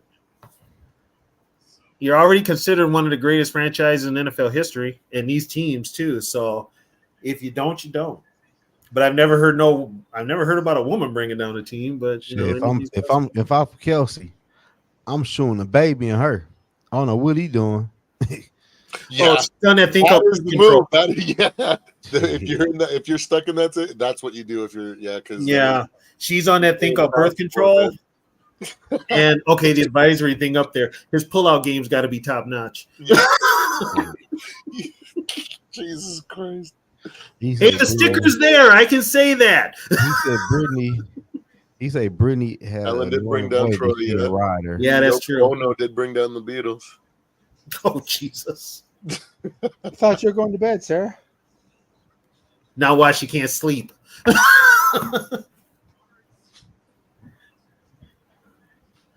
But I mean, Kansas City don't win the Super Bowl. I ain't gonna cry. That's what I'm saying, George. If I had the kind of money that fucking Travis Kelce, I would find myself a nice, quiet, fucking wifey that's really, really hot, and that's fucking not gonna be. You gotta remember though, Travis's ex-girlfriend, she put his ass out there on blast. Oh, she was fired though. He got rid of her. She put him on blast after he dumped her ass. That's fucking brutal.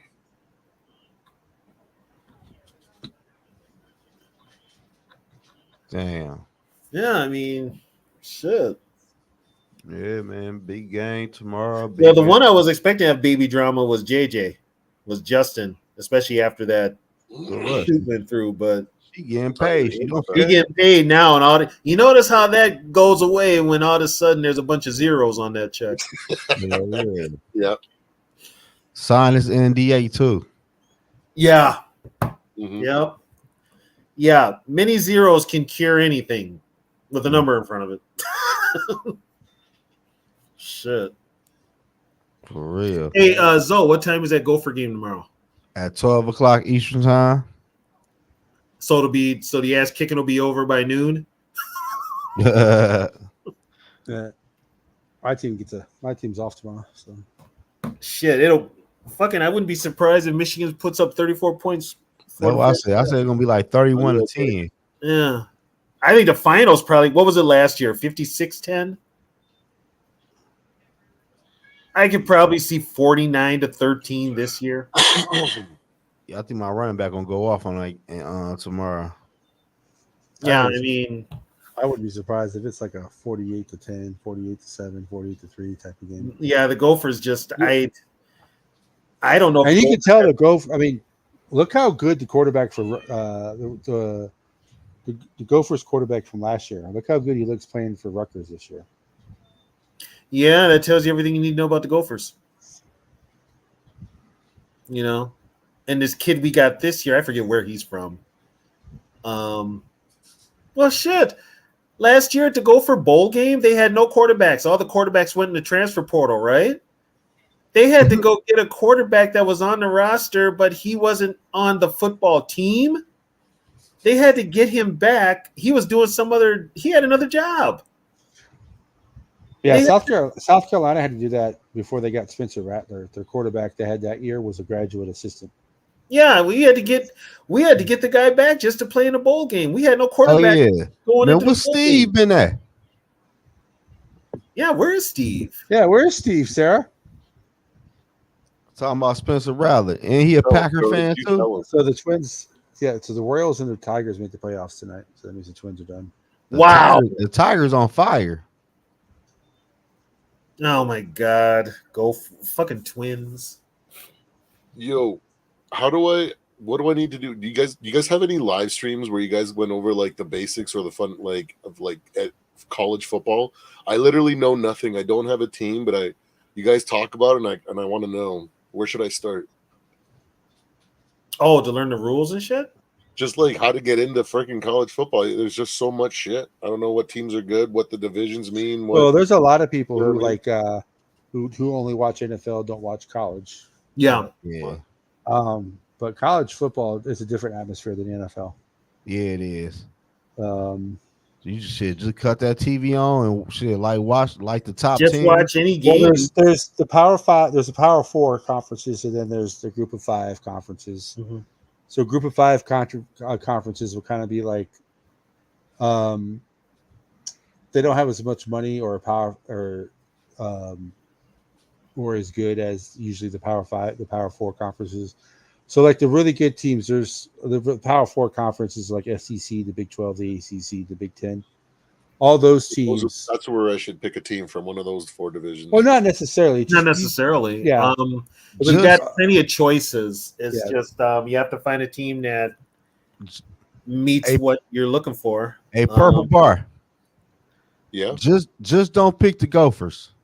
I don't want heartbreak. Well, you wanted to get heartbreak with them. You just won't get any winning. Out of respect for AP, I'd probably just start with the Sooners, just because he played for them, and that's really the only team I know about, just because of learning about AP. But I don't know if they're good. I don't know anything about anything. So. They're competitive. Put it that way. Yeah, they are. All right. They're competitive. That's all you can say about them. Organization, eh? I've lived in Minnesota all my life, so naturally I'm a Gopher fan. Minnesota, oh yeah. And I had friends that played on the Gophers. So Michigan's got legacy too. I hear. Oh yeah, we've all got legacies. Don't always understand. Nice. Yeah, we've all. I mean, Michigan and Minnesota all have legacies. It's just Michigan's been more successful in the recent years than Minnesota has. So, but we're right up there as far as legacy goes with the Ohio States, with Michigan, with even more so with the Wisconsin. Hey, Purple Bar, don't listen to Tony right now, man. You know what? I'm talking history, so Zone's lost. Well, let's not talk like Michigan's history is great now. I mean, yeah, they're all-time winningest team in the regular season, but you go from 97 to 2024 in between championships. Say that again. So I said Michigan is, for as great as Michigan is in the regular season, they don't win a lot of championships. You right. We win the Big Ten a lot though. Yeah, but you don't win a lot of national championships. Much because the Big Ten for years it was called the Big 2, Little 8, and the Big 2 were Michigan and Ohio State. So, we also produce. We have some good college players. Yeah. Put it this way: if it's not Michigan winning it, it would be Ohio State. Yeah. Maybe you'd get Iowa in there. Maybe you would get 1 year was Northwestern. I don't know Michigan how that State happened. Michigan State might win it. But, Michigan State might win it, but usually every year, regardless of who's in the conference, it is Michigan and Ohio State. Kraken, welcome from Australia, bro. 4-0. Wow, maybe you guys can answer this. I've always wondered, how is it there's so many like undefeated teams in college football? How does that work? Because it's the beginning. At the beginning of the year, they usually schedule like teams that are like second, like 2 tiers lower than them. They offer them a lot of money to play on their schedule and get their ass kicked. Oh, yeah. So that's usually what happens, unless you're the Gophers. You pay. Yeah, Notre Dame played Northern Illinois $2 million ago. Play there and they lost. How much did they pay Northern? How much did Notre Dame pay Northern Illinois? $2 million. And they got beat. Yep. You paid $2 million to get beat on national TV. Well, let's be honest. $2 million in Notre Dame was like $200 to most people. Still, that's $2 million you could have spent on some little Hoboken. You could have spent that at Hoboken University to come up there and play you, and you would have ran up 100 points on them. Hey, Purple Bar. Yep. Man, you right next door to Michigan. Be a Michigan fan. I could be. That's an easy. It's an easy drive to watch games. Oh, yeah, you better off being a Michigan fan because you're that close. You're right in the vicinity. Oh, you'll love it at the big house. My sister lives in Columbus though, so I do travel to Columbus a fair amount. Ohio has got some good football, right? No, you don't want to be. You don't want to be an Ohio State fan. Are they not doing good anymore? No, they're always good, but you don't want to be an Ohio State fan. I hate Ohio State. Are they just one of those like front-running teams? I'll give you a perfect. Do you like Packer fans? No, they're like, oh, really? They're like them? Yeah. Well, I don't want to do that. Yeah, they're matter of fact, they're like the college. But put it this way: they tried to trademark the word "the." Yeah, they put. When they go the Ohio State or whatever. They call themselves the Ohio State, but they tried to trademark "the," but they were told no because you can't trademark. You can't trademark the. Yeah, you can't trademark one of the most used words in the English language. Right. Oh my god. No matter how much of an accent you put on it. Yeah. Yeah, they're annoying. They are annoying. It's actually nice to watch them lose to the Wolverines because they have a total meltdown when they lose to Michigan. Total meltdown. Fuck, when they lose to Iowa, it's even worse. Oh god, yeah. Oh yeah. Yeah, when they lose to like Iowa or Wisconsin. Because I've seen Michigan fans like, God damn, we lost to Iowa. But you know what? Good on you, Iowa. You don't beat us very often. So when you do, good job. Ohio State fans like, oh, we should never lose to this fucking trash team. Ohio, who the fuck is Iowa? Fans. Michigan, when they do that, we should never have lost to them motherfuckers. It's usually if they play the Gophers and the Gophers win. Right. Seriously, if the Gophers beat Michigan, they're shocked for like the whole season. We ain't gonna see Zoe do any shows. If that's the case, Zoe gonna cut that stream right then and there. How is Michigan doing? Because they won the title last year. Wait, what's the biggest game in college football then? National championship. And then Michigan won that, right? Last year? Yeah. Yep. Yeah. With JJ, right? Yep. So that's the only reason I know about that too. Yeah. Well, right? And how are they doing after that? Like, are they slumping? Or are they still like good? Like how does that work? They look like they can be beat, but go to the NFL and like, how do they maintain good? Like, it's the program that makes them good. Like, Michigan is one of those teams that they've got so many players coming in and out, they never lose a step. Matter of fact, if a player leaves because they're not getting any play time, they got another player to step in right away. Yeah, the biggest thing with college football, I guess you can compare it to free agency, is they have recruiting. They recruit high school kids. Yep. And these high school kids are ranked by going to camps and stuff like that, like a 5-star, 4-star, 3-star. And the more 5 stars you can get is good. You need 5 stars to win championships. But most teams are built off of 3 stars. So it's like the 3 stars are the foundation of your team. 5 stars are the players that take you over the edge, mostly. And teams like Georgia, teams like Alabama, they get like 3 or 4. They get like 4 or 5 5-star players every year, which is very, very hard to do. But it's like Michigan is reloading, but they're not Nick Saban's Alabama. Nick Saban's Alabama would win a championship and they'd be good or even better the next year.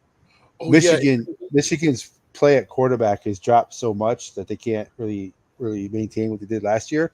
But Alabama would win a championship, and the team they would have the next year, the quarterback would be even better. The team would be even better. So that's why Alabama was so damn dominant, right? That's just like dominant, right? Like, how do they do that? Like, is that through the spending of the school or like through? Because I remember I watched the SMU 30 for 30. I don't know if that's still prevalent where there's like donators or whatever the hell they call them. There's always hey, go over there and meet this booster, and the booster would have like boosters, would have like $400 or $500 in the palm of their hand. They'd be like, "Hey, how you doing?" And the money would get transferred. No one would know about it. That type of shit went on. But now NIL, you don't have to do that no more. No, So, that's what got SMU. That's what got them the death penalty. They took football. Yeah, that's what the death penalty. That's what I was like. Whoa, that's extreme. I need to learn about that because that goes on everywhere. That goes on everywhere. Yeah. But like, so then, how does Alabama do it? What, they just have good recruiters then? Yeah, having a lot of people want to go there. Having a head coach like Nick Saban helps. They got Saban. They've also got the alumni. They've also got money coming from. There ain't shit in Tuscaloosa. Right. They've got money coming from all over the goddamn country. Right. And as a player, you probably feel like it's one of the best shots of making it to the NFL. I'm assuming. Well, not only the NFL, but also winning a championship. Like there's players for Alabama that would be backup. They'd be second or third string for Alabama. That they are so good. They'd be starters with anybody else. Most other teams, but they don't have the NFL and they don't have like the championship. Like a third string player at Alabama more than likely will start probably at everywhere else. Probably like 90. Well, there's 130. There's 134 teams. There'll be 136 next year. There's 136 colleges I have to go through to choose the fucking team. Holy shit! Well, no, like Louisiana Monroe, unless you're more than that. Well, like Louisiana Monroe, unless you're from Louisiana Monroe, you ain't cheering for that team because they're bad. But out of 134 teams in college football, only 90 of them, just enough to fill the bowl games is good enough. Most of them are just, they're in the Division I for the money. But LSU, I don't know how good they doing this year, but LSU got one. They got a nice quarterback that's gonna be there next year. He from Detroit. He the best quarterback in the whole country. Well, the refs help them win one of their games, man. He go crazy. Have the Michigans given you a lot of heartbreak over the years? Hell yeah, when we lose Ohio State. Really? Man, so one time they beat it like 45 times in a row. Oh damn! Yeah, they only asked them. I only ask because I grew up as a little kid. I was a Toronto Maple Leafs fan, and they were just like they broke my spirit when it came to you know what I mean. So when I choose teams now, like I always wonder, I'm like, how bad is it going to be? Wait a minute! Wait! You're a Maple Leafs fan, and they broke your heart all the time, and so you're going to be a Vikings fan? Yeah, I know that is a total contradiction, but in my defense, it's Adrian Peterson that brought me into the NFL to begin with, and then over the years, I just admired him, and he became. You mean the same Adrian Peterson that fumbled the ball 3 times in the NFC Championship game against the Saints? And the same Adrian Peterson that would give a draw play on freaking 3rd and freaking 18, and he'd come up with 22. You know what I mean? Like he was freaking the definition of fam or feast, but I loved him, and for me, man, he's like top 3 all time. And I don't know, I just his work ethic, everything, and then I just kind of became a Vikings fan. I was only about like the superstars at the beginning. I didn't know too much about football in general. Like I got into. So you're still new to this then? Yeah, 09 when Favre's first year was really the first year that I watched a whole season, every game. That's 09, yeah. It's 09. Wait, somebody showed me, my college roommate showed me a highlight reel of Adrian Peterson's rookie year, and I was super into like working out, and I was doing Brazilian jiu-jitsu, and he's like, how do you not like football? Like I'm like, what do you mean? He's like, you're into like MMA and all this shit, and like, why don't you like contact in football? And he's like, watch this, and he gave me a highlight reel of Adrian Peterson, and I was like, what the fuck am I watching? This man's half man, half amazing, and just a physical athlete. That's kind of got me into the game, and then I started liking the superstars instead of the teams. How old are you? I became a Vikings fan. How old are you, Purple and Gold Bars? I turned 40 this year in like October 13th. Okay, yeah, you're. And so I'm 58, so you live most of your life without watching NFL football. I feel that's so wild. Yeah, exactly. Yeah, that's wild. I've been watching football since I was like I grew up on the NFL. That was as soon as I Matter of fact, I started watching NFL when I was 5. Damn. So Purple I got Bar. that with hockey though. I just noticed this. You ain't. So you was hip to Randy Moss. No, I didn't know about that. I was watching my fucking. You think AP was something? Oh man. I know, man. That's what I went. I've gone back and watched games from that season and watched. Okay, so imagine leaders. I Justin, needed to learn about the franchise. I learned some of it, but like the heartbreak doesn't. I wasn't there for it, so it doesn't translate well through the documentaries and stuff that I watched. okay, Like so Alan Page and all that shit. You know, man. Like, come on, like. Imagine Justin Jefferson, but taller and faster. Oh man, I was definitely there when he reemerged in New England, and I saw how good he was there, and I could only imagine. And then then when I heard about 98 and then learned all that, I was like, "Fuck, man, how do we lose that? That was it, you know." you missed you actually literally, and because you're younger, you missed like a whole generation of when Viking football was the shit. So no Dante Culpepper. I'm so jealous of you guys, man. Like, I wish I had that. Even though like there is a lot of bad and heartbreak, like everybody says and shit. Like I'm very optimistic still when it comes to being a Vikings fan. Yeah, you're young, you're new.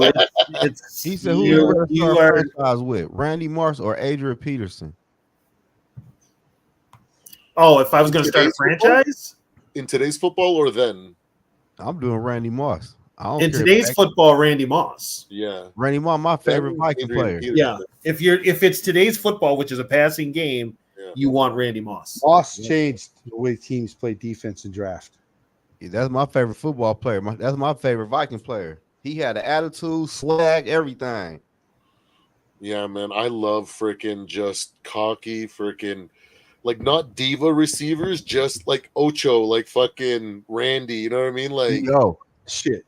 Ocho wishes he was half as good as Randy Moss. I love it. I don't. First of all, me, I played football and I played defense. So the last thing I like is a cocky ass wide receiver. That's why I love how JJ's so team first. He's on your team. Not even if he's on my team. I went off on some of my teammates for running their mouth. Yeah. I just don't like it. It's like, shut the fuck up and play football. Man, Nobody needs. You don't need to show off, nigga. The NFL ain't out here looking at your ass. I tell you what, Purple Bar. Back in like the early 2000s, you would love football back then. You had T.O. with the personality.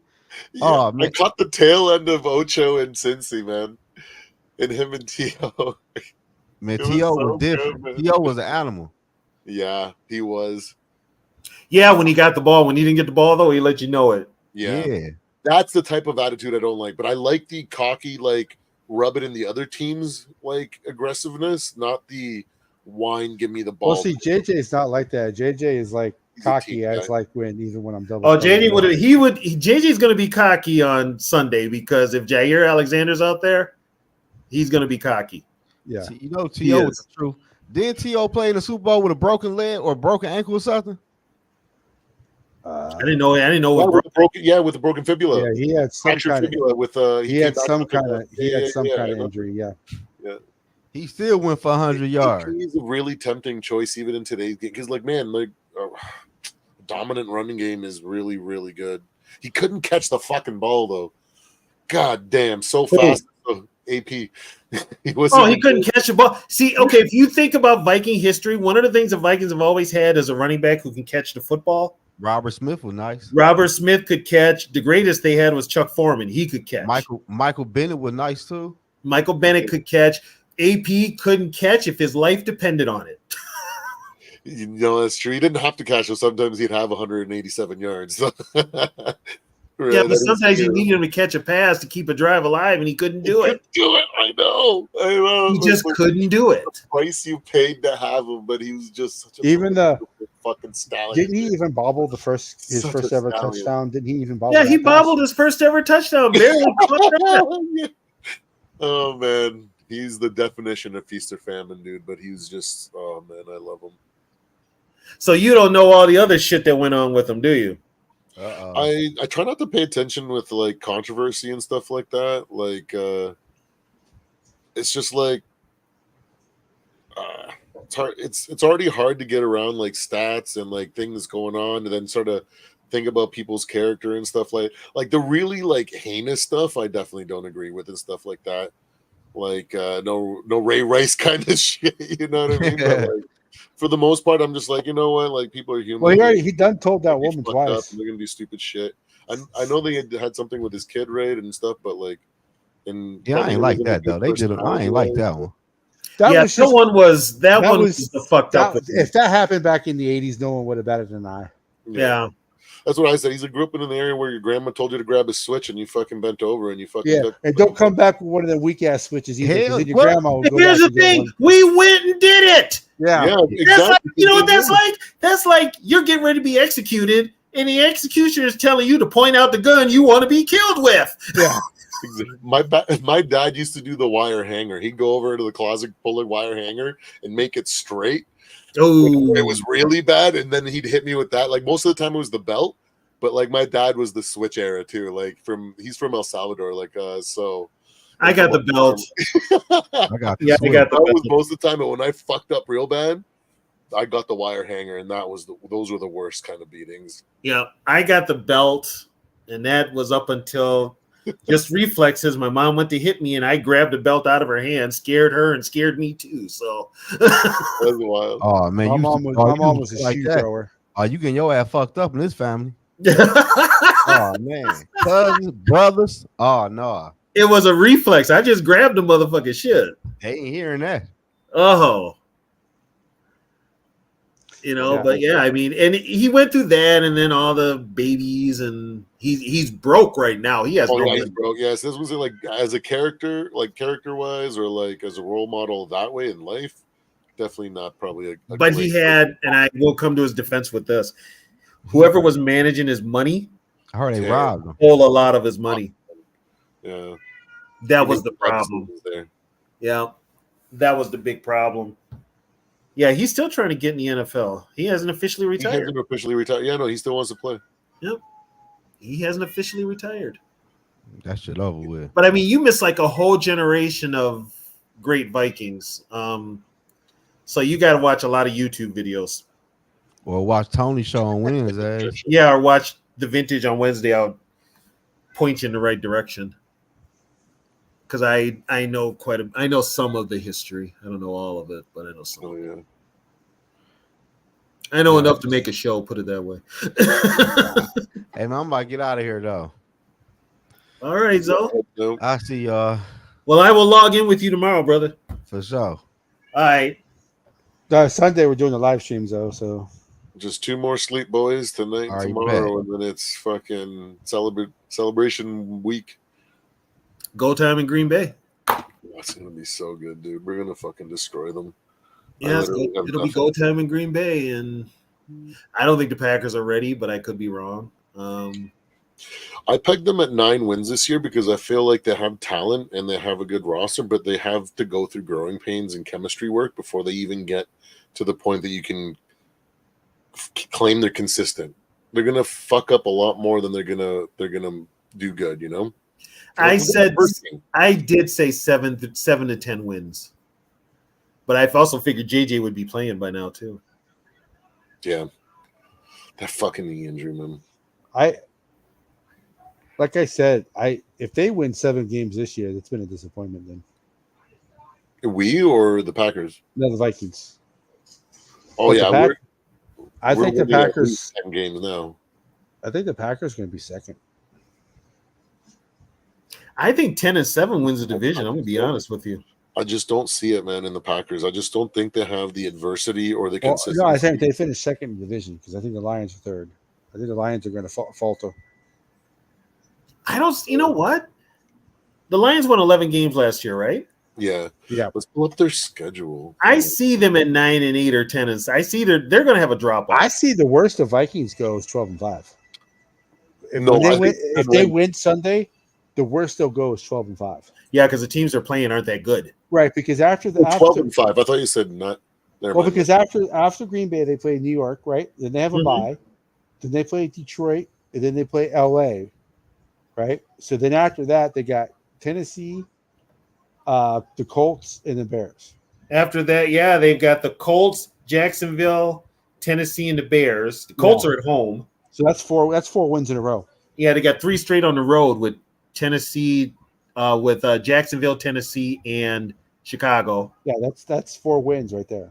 And then they're home 3 games. Right. Arizona, Atlanta. That might be a loss. Arizona? Yeah. Arizona's good this year. The The Falcons are definitely going to be a win. And then Monday night, now get this, Monday night we play the Bears on the 16th. There's also another Monday night game, Atlanta at the Raiders. Well, that stretch from the Colts to Arizona, that's all trap games to me. They can be, yeah. That I don't think they have any. They're like if But we they just should have win all roster those, to but- roster and skill to skill, we should just destroy them. But see, before normally the I would games, say that. we fucking lose those games sometimes. Normally I would say that, but it seems like the Vikings are not playing down to their competition this year. No, and that's why I say that's why it's different. and we're not playing like the old school, like we're not letting some of those old tropes kind of take over like we used to. I feel like it's if we win this week, and if we're undefeated after that Rams game, I honestly think we could win and then basically sit out and basically rest up from like Seattle to the end. Those last one game that could be the problem is Seattle. It's in Seattle, of course. Yeah, that's why. We'll probably. I feel like we'll clinch first place by then with 15 wins, and then sit the rest. Well, of the okay, so year so let's say they win Sunday. Okay. Okay. So let's say Aaron Rodgers scares me, so I'm going to give them a loss against the Jets. Okay. Okay. So that's 4-1. You're still Right? 4-1. Bye week, you play the Lions, right? Is it home or away? It's home. So I think we win. So that's a win. That's 5-1. That's a win. Yeah. All right. Then they play the Rams. So that's Short week. It's a Thursday night So game. that's a loss. That's 5-2. I think we beat them still. They win the next 4. Yeah. The next. Oh yeah, Colts, Jacksonville, Titans, Bears, So that's 9-2. and 3 on the road. Losses then. Right. I don't think it matters on the road. But And that you think okay. the last games we So sit then- the next 4 losses. So you then said after 4 Chicago, losses. they play who? After Chicago's Arizona. Mm-hmm. So that's I'll say that's 3 losses. Okay. No way. Then they got Atlanta. That's a win. That's a win. Then they got the Bears, a win. That's a win. See, I've got them beating Arizona because it's at home. I Right. got them losing in Seattle. All right. So that's 4. Yep. And then they've got home to Green Bay Okay. and home finish the season at Detroit. like 13-4, 12-5. You've got 12-5, 13-4. I've got probably 13-4. It all depends. It all depends on if they beat Arizona, then it's 13-4. I see. You They beat Arizona. So I think they lose in Seattle because it's hard to win in Seattle. I got them right now 13-4 because they probably, I hate to say it, they might lose in London. And only say that because of the travel. Well, I say it because they're playing Aaron Rodgers. Aaron Rodgers don't scare me. So I think our chemistry still beats them out. Yeah. Aaron Rodgers doesn't scare me, really. He doesn't. but I can see them losing to the Jets in London. Yeah. Even though the Vikings have never lost in London. Aaron Rodgers is still Aaron Rodgers. He's the only one that has the processing power to handle fucking B-flows That's why I'm saying, yeah. thing. Yeah, and they say Aaron Rodgers has seen everything. Well, can Aaron Rodgers decipher like he used to? I think well, as you get older, deciphering gets better, but your reaction gets slower. Right. So I don't think he's gonna have any. I think his post. See, most of these quarterbacks make their reads pre-play. I think Rodgers has got the ability to do it post snap. That's why he and Stafford. That's why those 2 quarterbacks scare me. Mm-hmm. Me too. I agree with that. But that's why I say if we can, But those are the only 2 quarterbacks that scare me. game, I think we're basically golden after that. Because we know Cousins can't do that shit. No, So those are the. I've also noticed something about, you know what? Sam Darnold reads his options better than Kirk. He looks at them real quick. He does. He surveys the field a lot better than Kirk. Kirk gets tunnel vision. See, I'm actually excited because even when the Vikings were 13-4 and they were barely winning those games, I was scared to play the Packers. I'm like, fuck, it's the Packers. For some reason, this game Sunday does not scare me at all. No, the Packers aren't. I don't know why it doesn't, but it just doesn't. The Packers aren't that team. They aren't. You were scared with Aaron Rodgers. Jordan Love don't scare you. And the Packers have basically they got a bunch of players. I don't even know who they are. I don't know who he's throwing to. You know, the Packers are just an average team now. You know, we aren't losing the following after the big game, right? Plus, this team is a lot tougher than those previous. Yeah, because Mike Zimmer would have beat San Fran, but lost to the Texans. Yeah, he would have lost. Mhm. Yeah, He would have lost. Childress would have lost. All of the coaches, maybe not Denny, definitely not Bud, but Jerry Burns would have lost. But yeah, I mean, it's a different team this year. It's a different vibe. They're a lot more physical. They're a lot more in your face type of thing. It's a different attitude. They're not passive. They are actually on both sides of the ball. They're dictating at the line of scrimmage. So I remember a few years back, I used to watch games and watch like really, really good defenses, and they like all crash to the ball. And I'd look at our team and I'd be like, why can't we do that? You know, and now we're doing that. Everybody, like the first guy comes and the second guy, the third guy, and everybody just crashes on the ball and has energy and puts everything out there on the line. When you've got 4 or 5 guys around the ball carrier, that's good team defense, which means everybody's on the same page. Yeah, you know, another thing we're not seeing is how many times have we seen a defense? This was notorious during Zimmer's period. How many times have we seen the Vikings get a team? They dominate the first and second round. They get a team in 3rd and 14, 3rd and 15. And what happens? They sit back. They let the guy catch it right at the first down marker, then tackle him. That ain't happening this year either. No. They play that soft zone. Yeah, that's They not play happening. they play that soft zone cover 2 prevent, keep everything in front of them. Yeah. This year, it's they're actually daring you to throw it to the stick. Mm-hmm. They are. But you know what? The one they're throwing it to is whoever Byron Murphy's covering. They're not throwing at Gilmore, and they're not throwing at Griffin. He does alter his strategy a little bit when playing from the lead, unlike when we're just being super aggressive at the beginning of the game, like Beeflo does. Yeah, you can play better with the lead. He changes a do little more. bit, but not much. Yeah, you can do more because you do have a lead. I mean, they gave up yards at will Sunday, but they didn't. At the Well, end, people talking about Brock Purdy threw for over 300 yards Because we wanted him to. okay. Take away- First of take all, away- We needed him to throw 30 take plus. away when the Vikings were playing soft in that fourth quarter. yeah. Take those throws away. He throws barely over 200.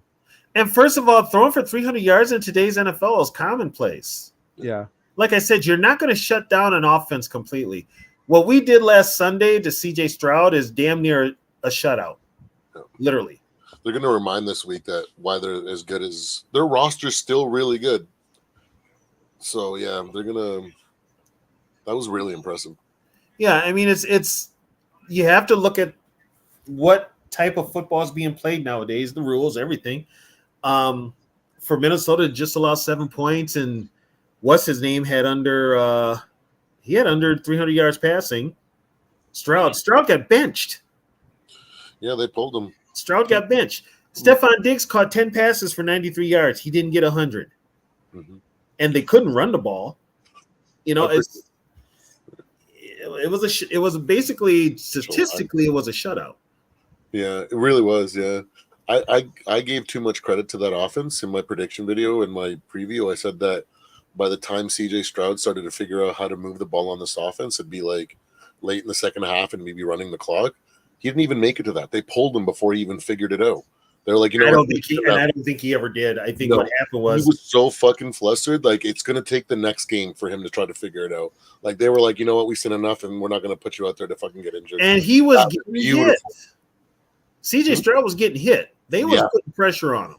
Yeah. Then Ginkle had a sack. Grenard had 3. Yeah. You know, so and Larry Tunzel, you're paying this man how much money to jump off sides every other play? Come on. That was the biggest thing with the Texans fans. They're like, Larry Tunzel, you talk about being the best left tackle in the league. You always make a reaction whenever a left tackle gets paid. Talking about you want more. A top flight in defensive tackle doesn't get called that many penalties in a game, especially false starts. And we have Darrisaw, and look how Darrisaw played. Yeah, dominant. But the thing with those penalties, that and lining up in like too far back, those are all veteran tricks to try to like jump the snap and try to get the edge on the defender because he knows it's a losing battle. Well, even with the rules, they've allowed, even with the rules, they allow the tackle to line up a yard behind the offensive line, so he's prepared for the oncoming rush. And he's still jumping off sides. Yeah, Darrisaw doesn't do that. No, Darrisaw does not do that. You only do that when you're outclassed and you're outmatched and you know it. Yeah. So I was not that, and home field advantage. Home field advantage is another thing that I was just like banking on, and I was like, they have no clue. Like my first time that I went to US Bank Stadium to watch a game, it was so fucking loud and it like rattled me to my bones. And I was like, I could only imagine being hyped up, full of adrenaline, trying to win a game, trying to listen to your coaches, trying to listen to your quarterback in that atmosphere. I was like, fuck that, man. The first time you're coming here, you have no clue what's coming to you. And they weren't, I mean, D'Amico, and I like D'Amico Ryans as a coach, but he did not have that team ready. Yeah, Sarah, I saw that. I was watching one of those Houston Texans posts, because every time the Vikings play somebody, I watched the reaction of the YouTubers from the other team. There was a YouTuber for the Texans who said that. All these goddamn penalties. That's why then his partner goes, dude, you don't fucking lose 34-7 because of penalties. Yeah.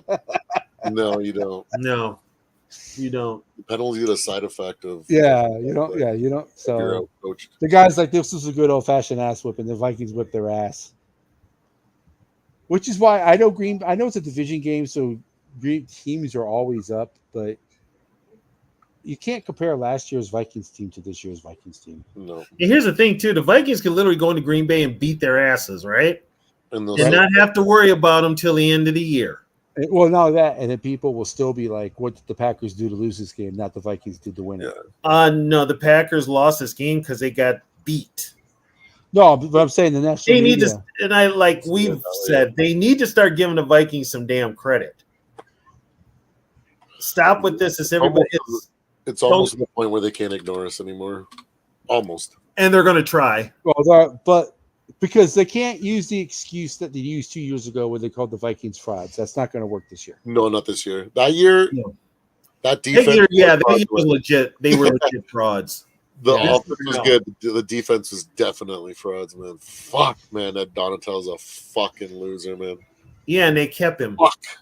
They kept him that whole year, and that's why I said, I think if KOC was a coach this year and Donatel's defense was like that, I think KOC gets rid of his ass. Yeah. I do too. I don't think KOC keeps him because that was KOC's first year. He's getting a feel for the league. Yeah. He wouldn't have given. If Donatel, KOC didn't hire Donatel.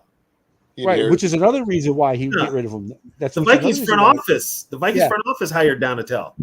That'd be another reason why I think he'd get rid of him today. Because I want to say Donatel got hired before KOC was announced as head coach. Well, I think they announced a couple of assistant coaches before they announced KOC. Was Kwesi hired before or after KOC? Kwesi was before. Kwesi's the one that brought in Harbaugh. Okay.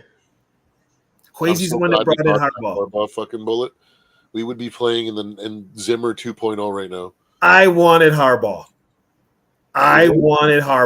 He's not a winning coach. I'm not going to. He is not Zimmer. He is nowhere near Zimmer.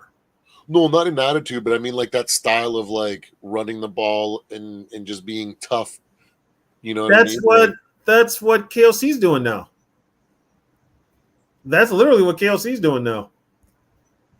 KLC didn't do it the first 2 years, and I think that's because management was in his ear, but he's doing that now. He's running the ball. He's being physical. He's taking no bullshit. He's aggressive in his play calling, which I got on him for. You're telling me.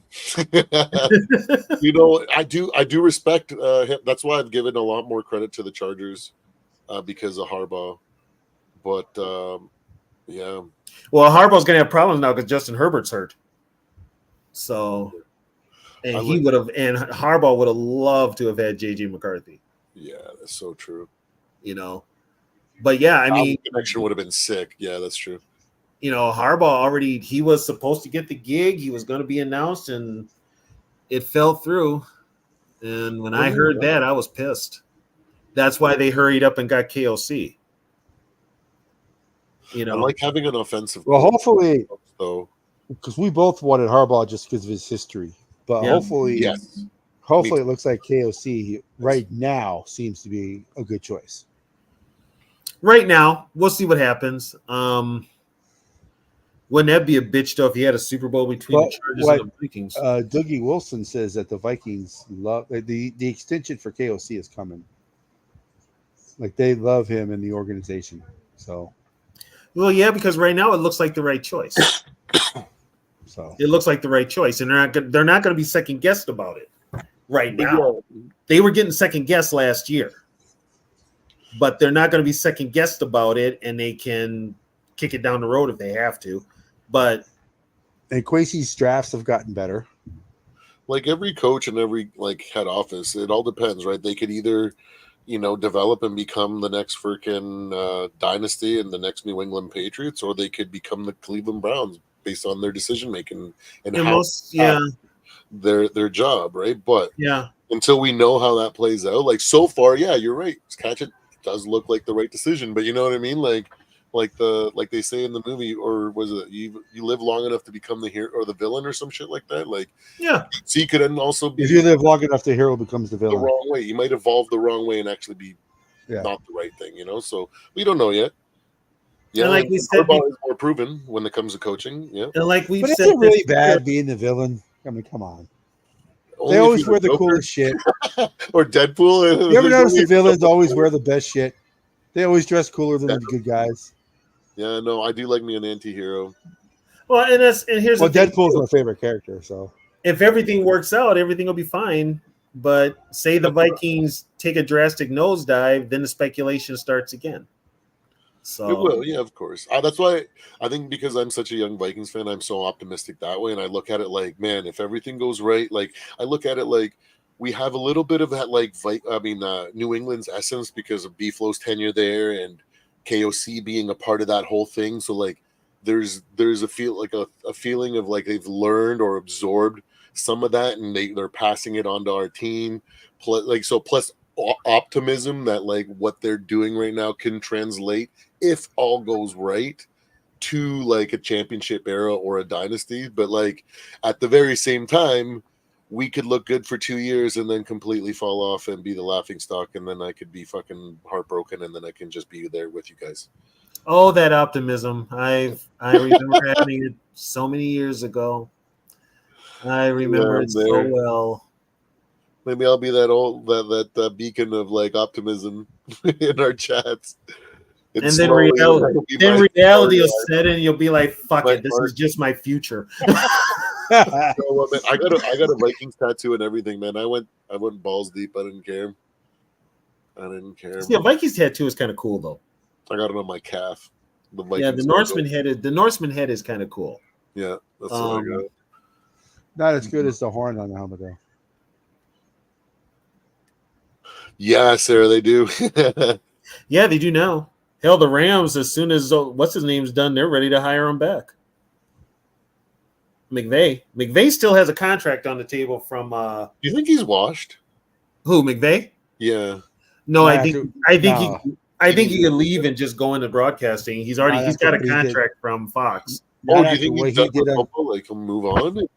He's already said he could go to. He's Fox has a contract with him right now. Yeah, not after what he did Sunday against the 49ers. He's not washed. Oh, I had no idea that he let's just put this. Are we giving the Niners too much goddamn credit? All their injuries are on offense. After this year, if they fail the in the playoffs or that defense outside, yes. I mean that defense outside of Warner and Bosa, Ain't that good? But here's what I'm talking about though. They've had good shots at it. Both the starting tackles for the Rams are hurt. Both starting wide receivers are hurt, and their starting running back is hurt. That And they beat defense, the Niners.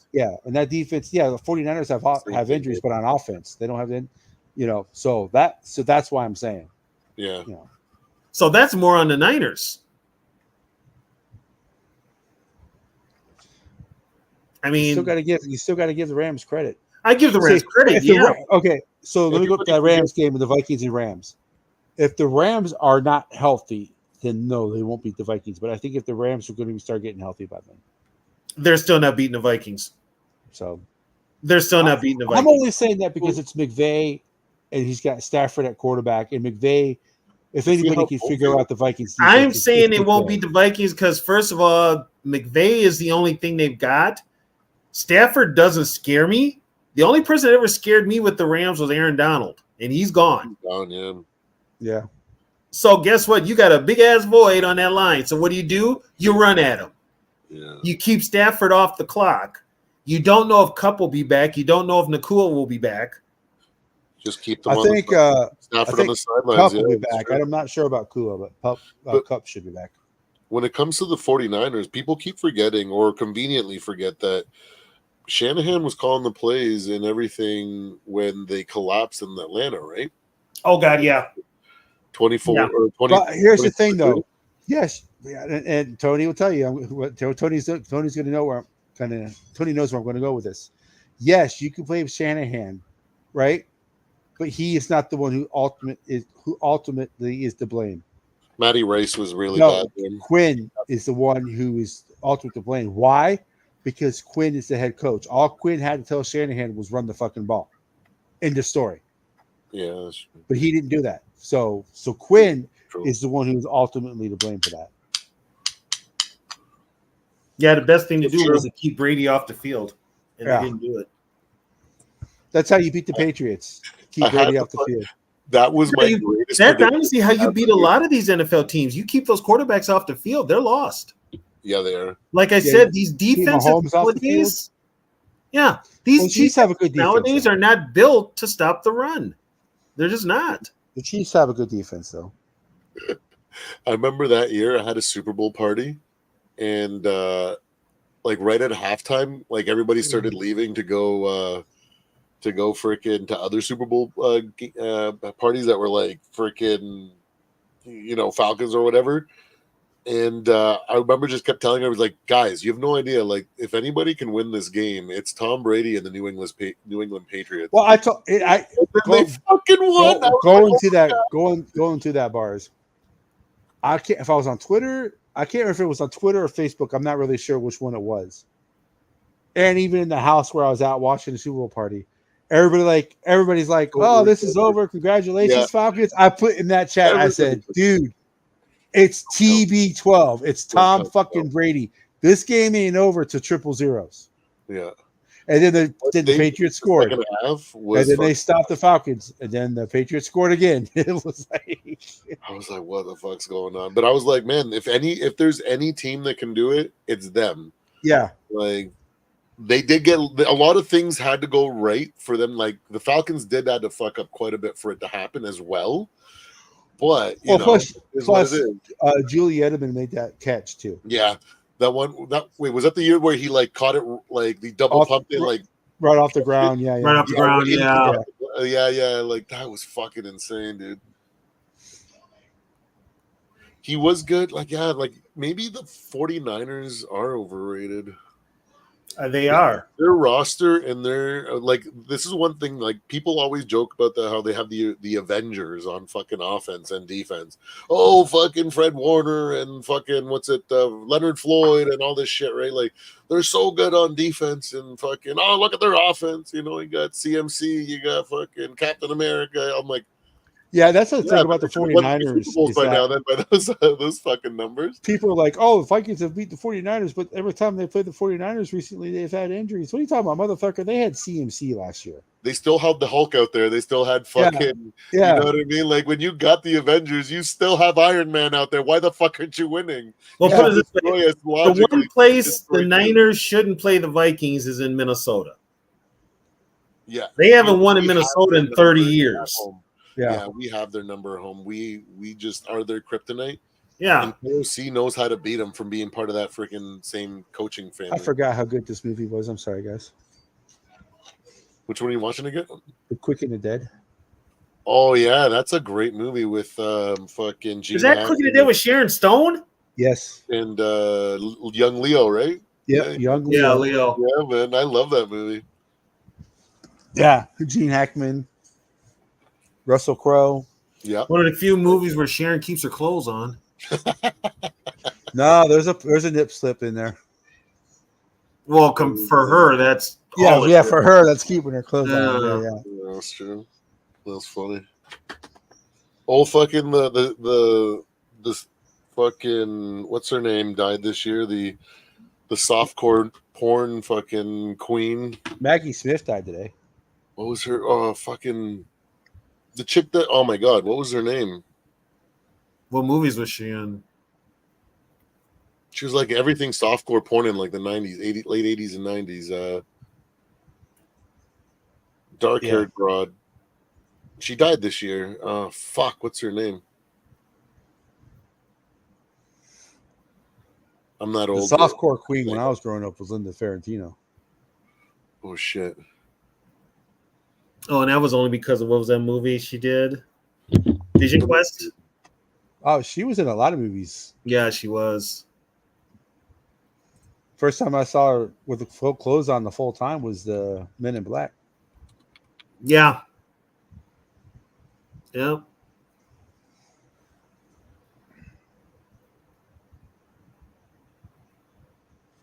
I mean, the 49er fans. Shannon Doherty. Oh, Shannon, 90210. Yeah, I Shannon wouldn't Doherty. say she was a soft. She never showed her boobies. You kidding me? What are you talking about? That's how I found her on found out about her. I was fucking jerking off to her at fucking 13 back in the day on fucking Showcase, man. Are you sure it was her? No, it was On not Shannon fucking- Doherty. Shannon Doherty's Yeah, never man. showed her boobies. Yeah. It could have been. Matter of fact, one of them dated somebody from Motley Crue. David Duchovny used to have that show Red Shoe Diaries or whatever, and she was Red on Shoes it all. Diary. Oh, that wasn't was on Mitzi Capture. Yeah, that wasn't Shannon Oh, Doherty. did she look like Shannon Doherty? Yeah, that was Yeah. Mitzi Capture. Yeah. I was I mean, sad. you said man, I was like soft 13, porn dude. porn. I'm like, I thought I'm that- sitting there going through the people died. I'm like, Shannon Doherty died, but she's never showed. Yeah, her that was boobies. you're thinking of, I thought Yeah, it was Christina she was someone Applegate else has then. never shown her boobies either. So it's like, who's she Sorry. thinking of? you're Oh my you're God. thinking of Mitzi Capture. Oh, okay. Man, I'm sorry. Sorry, Shannon. I didn't mean Yeah, to see, fucking like miss George, that like alert. I was like, man. George is like, where's that fucking- film? I want to like, see man, that. that's- Everybody wants to see So, it. speaking of, you guys remember Saved by the Bell, right? George. Yeah. Tiffany Amber Thiessen. Mhm. Yeah. Have you guys seen her daughter? Is she smoke show? Her She got a daughter kid. looks just like her. Just Oh. like her. She is gorgeous. Yeah, just like her. You know who's like fucking like this will date me, you know what I mean? Because this is who I thought was like be the hottest fucking girlfriend in high school. Fucking oh my god, her name is Teal. Jessica Biel from Seventh From Heaven. Flashdance? No, No, Seventh Heaven. Jessica Biel was in Seventh Heaven, man. Yeah, what's his- you're like churchy family show. That's Yeah, Justin I Timberlake's was wife. allowed to watch that when I was growing yeah, up. that's Justin Timberlake's old lady. Yeah. She's fucking a smoke show to me, dude. That's like my dream. All girl. those guys. Ryan Reynolds has got a hot wife. Yeah, his wife is fucking. Oh, what's her name? Lively. She's fucking smoke. Yeah, Blake Lively. Yeah, she's Blake fucking- Lively, yeah. And that fucking like mole or like freckle that she's got. Oh, to die for. The A-Team was the fucking era, man. Oh shit, I was a little kid. You guys were like in high school when the A-Team was going on, eh? Oh, when I was a kid, 18 when I was uh, when I was a kid, the hottest woman on TV was Daisy Duke. Oh, yeah, Catherine Bach, yeah. yeah. She Catherine was the Bach. hottest woman on TV, man. Okay. Yeah, And then she Fall, was then Fall Guy came out, and Heather Locklear was on that show. no Heather Thomas. Lockley Heather was Thomas, fucking that's right, beautiful. Heather Thomas. Heather Locklear was fuck, she married Tommy Lee, and she was on Dynasty. Yeah. You know who I thought was fucking the smoke show too when I was growing up? She was on Lois and Clark. She was on Desperate Housewives. Terry Hatcher. Terry Hatcher, yes. She was a smoke show, man. She did a bunch of like. Now she did show her rack. She did a bunch of She really? I like shows. Oh, yeah. That's what I like to hear. Right? Yeah, she did a bunch of those, and she was like, "Okay, yeah, this girl's one step away from hardcore." She was kind of like the Halle Berry. Yeah. About how Halle Berry never showed her boobies, and she's like, if you guys want to see these, watch my movie. Terry Hatcher kind of did the same thing. Yeah. Was it Cold Hard so Surface? hot. I think is the name of the movie, something like that. And then friggin' Halle just got completely butt ass naked in goddamn Monsters Ball. Halle's I'm so like, hot, damn. man. To me, Halle Berry is like almost almost perfect when it comes to like. You know who I think? You know who I thought was kind of hot, but she doesn't get any play anymore. Was Stacey Dash? That's because she's crazy she's loony. Hey, you know what though? If you're a hot crazy chick, you can get away with a lot of shit. Yeah, till you got to go to court. You can't be ugly and be crazy. Yeah, hot and crazy till they put a charge on your ass and you're like facing 15 to life. Yeah, okay. Hope that craziness was worth it. For some reason, though, like look at fucking Pamela Anderson. Like, I always thought she was nasty. Yeah, it's trashy, but people just like fucking all over that shit, you know? Well, yeah, they're all over. Sarah would not get mad. I don't think Sarah would get mad about this conversation. It's not. I mean, with her, she was. I think the only real like normal boyfriend she had was Dean Cain, but she went from Bret Michaels to Tommy Lee to Kid Rock to the Gambler, whatever that dude's name was, and then all the what's in between. I mean, so I mean, her and Tommy was just a damn shit show anyway. But yeah. Well, we should hang it up here, Catch. It's about that time. Since I got to get up and watch my goddamn Gophers get their ass kicked by fucking Michigan tomorrow. Yeah, I'm going to try to watch some ball tomorrow and try to get a team. Can I say bye?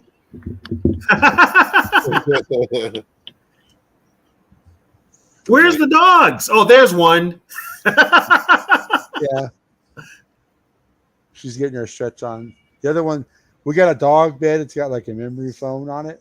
Mm-hmm. And JJ lays on that. Oh, okay. Oh. The dog just took over the couch, dude. I forgot Gary Sinise was in this movie. Oh, yeah, he's in there. Yeah, he plays the father of